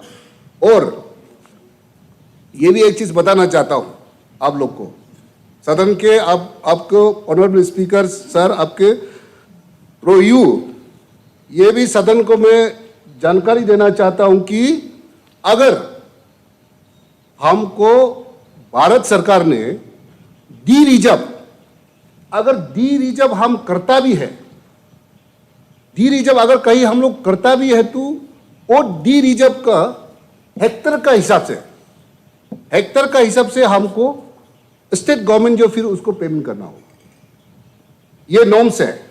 ये आपको मैं ऑनरेबल आज का बुधवार ऑनरेबल गैब्रियल जी को मैं ये सारा एनपीबी का जो नोट है जिसमें सुप्रीम कोर्ट ने एक एक्सपर्ट कमेटी बनाया, सुप्रीम कोर्ट ने जो एक्सपर्ट कमेटी बनाया कि एनपीवी वैल्यू को किस प्रकार से यूज किया जाए और कैसा यूज करना है, तो उसके लिए ऑनरेबल सुप्रीम कोर्ट ने एक एक्सपर्ट कमेटी बनाया कि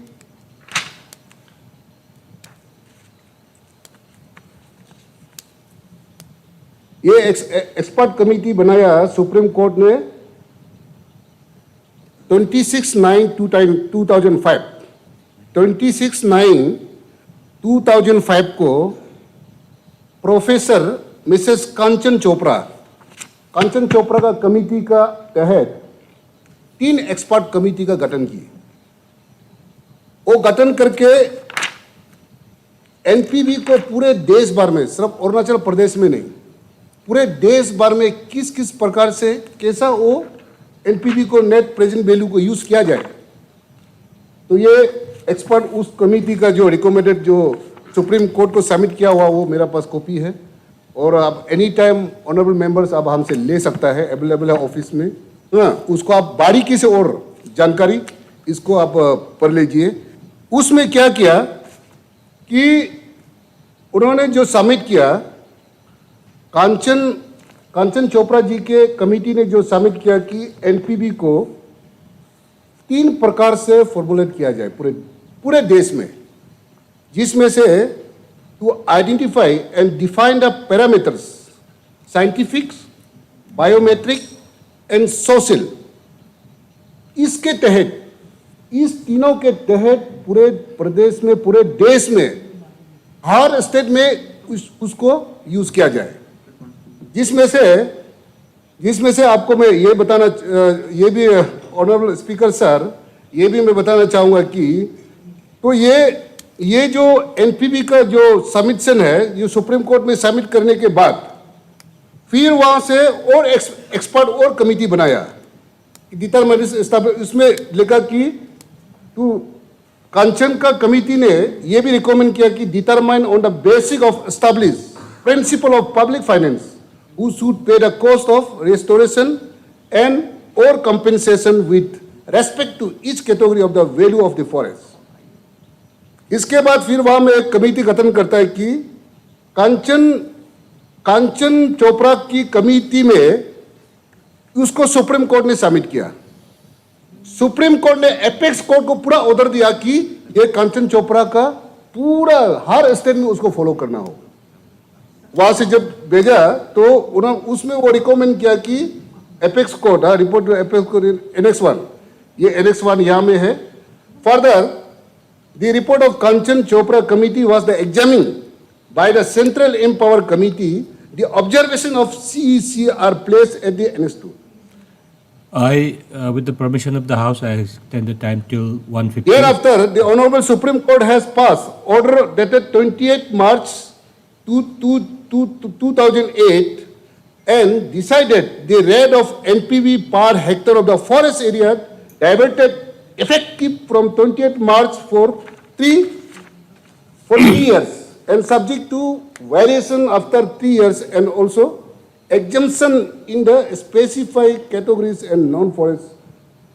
इसके तहत यूजर एजेंसी, अभी एनपीपी के बारे में आपको अभी तो यूजर एजेंसी, अभी हमको ऐसा भी हमको विकास भी चाहिए, अपना प्रदेश के लिए डेवलपमेंट भी चाहिए, हमको रोड भी बनाना होगा, हाइड्रो पावर भी बनाना होगा, हमको पावर ग्रिड को भी हम डेवलपमेंट करने के लिए हमको तो जंगल को मती चाहिए, कोई जगह में हमको फॉरेस्ट को फाइलिंग करना होगा।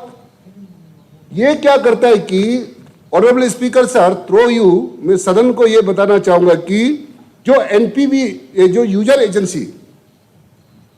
एजेंसी अंडर 1980 का जो कंजर्वेशन एक्ट, उसके तहत कि जहां में जितना हमको जंगल करना, सपोज को हम एक हाईवे या हम पावर ग्रिड को हम यहां से सप्पा करना हो, उसमें डिपार्टमेंट जो पूरा उसको एग्जामिन करेगा और उसको कितना घास, कितना हेक्टर और कितना हमारा फॉरेस्ट का जंगल जो वहां में डिस्ट्रॉय हो रहा है, और रास्ता कटिंग में हमारा इधर 20/20 कितना हमारा फॉरेस्ट का जंगल वहां डिस्ट्रॉय हो रहा है, उसको एनपीबी के तहत यूजर एजेंसी ने गवर्नमेंट को, डिपार्टमेंट को अकॉर्डिंगली उसका डीपीआर का हिसाब से वो फंड को प्लेस करते हैं। और फान प्लेस करने का ऐसा है गाइडलाइंस का अनुसार पर आर्टिकल में ये बताता है कि आप सपोज करो हम सपा में अगर कहीं रास्ता कटिंग हो रहा है, it is not mandatory that कि सपा का जो फान है उसका कंपेंसेटरी जो आपका जो एनपीवी जो नेट प्रेजेंट वैल्यू है वो कंपेंसेटरी को एफॉरेस्टेशन के लिए सपा में ही डालना, वो नहीं, वो कहीं भी यूज कर सकता है। गवर्नमेंट का जो एक्ट का अनुसार पर हम आपको बताना चाह रहा है। इसलिए अभी आपका जो सदन ने जो ऑनरेबल मेंबर्स ने जो प्रस्ताव रखा है कि इस चीज को लास्ट टाइम अभी आपने बताया कि ये भी अपना अरुणाचल प्रदेश में हमारा पास में यहाँ में आपने बताया कि क्लास हमारा पास 5 से पूरा भारतवर्ष में 5 क्लासिफाइड फॉरेस्ट है, class 1, class 2, class 3, class 4, class 5। बाद Arunachal Pradesh we have 3 classes.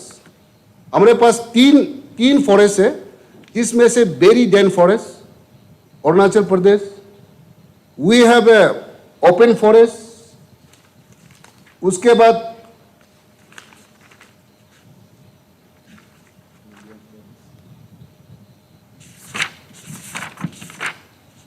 हम बताते रुकिए,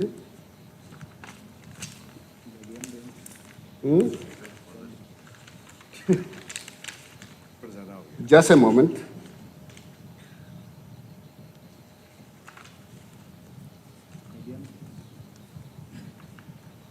तो इस प्रकार का अपना यहाँ में 3 फॉरेस्ट है, जिसमें लास्ट टाइम में उसका जो रेट है, इसका जो रेट हुआ कि 11 लाख पर हेक्टर समथिंग। अभी इस बार जनवरी में उसको मिनिस्ट्री ने रिव्यू किया कि इसका 15 लाख समथिंग वो रेट जो भारत सरकार ने बनाया। अगर हम ये भी है कि honourable speaker sir, honourable members, अगर हम कहीं डी रिजर्व अपना जो रिजर्व को अगर डी रिजर्व करके हम उसको डी रिजर्व बनाता भी है तो हम पर हेक्टर को सरकार जो है उसको एफॉरेस्टेशन के लिए एनपीवी में आपको 17 लाख रुपया हम पेमेंट करना होगा। ये ऐसा समस्या है, ये समस्या है। इस प्रकार ये पूरा सारा चीज भारत सरकार के हाथ में है। इसलिए ये अपना सरकार ने मैं धन्यवाद देना चाहता हूं कि इतना 1937 का जो उन दिनों से जो परेशानी जो प्रॉब्लम उतारा हो के आया, लोगों का जानकारी नहीं था। माननीय मुख्यमंत्री जी ने इसको पूरा गंभीरता से लेकर अपना प्रदेश का जहां जहां रिजर्व एरिया उसको डी रिजर्व करने के लिए, लोगों का डेवलपमेंट के लिए, लोगों का इसको अच्छा खेती करने के लिए उन समय में जानकारी नहीं था। उसको माननीय मुख्यमंत्री जी ने वो हमको आदेश दिया कि इसको जैसे भी करना है और मिलके इसको हम लोग पूरा, जैसे थोड़ी देर पहले आप लोगों को मैंने रिक्वेस्ट किया कि आप लोग भी साथ दीजिए, डिस्ट्रिक्ट एडमिनिस्ट्रेशन को आप पूरा डॉक्यूमेंट को जल्दी मीटिंग करवा के भिजवा दीजिए। हम सब मिलकर टीम अरुणाचल माननीय मुख्यमंत्री जी के नेतृत्व में हम लोग सुप्रीम कोर्ट तक जाएंगे, भारत सरकार के पास भी जाएंगे, सुप्रीम कोर्ट को भी हम लोग रिक्वेस्ट करेंगे कि अरुणाचल प्रदेश में जहां जहां रिजर्व है उसको डी रिजर्व करवा दीजिए।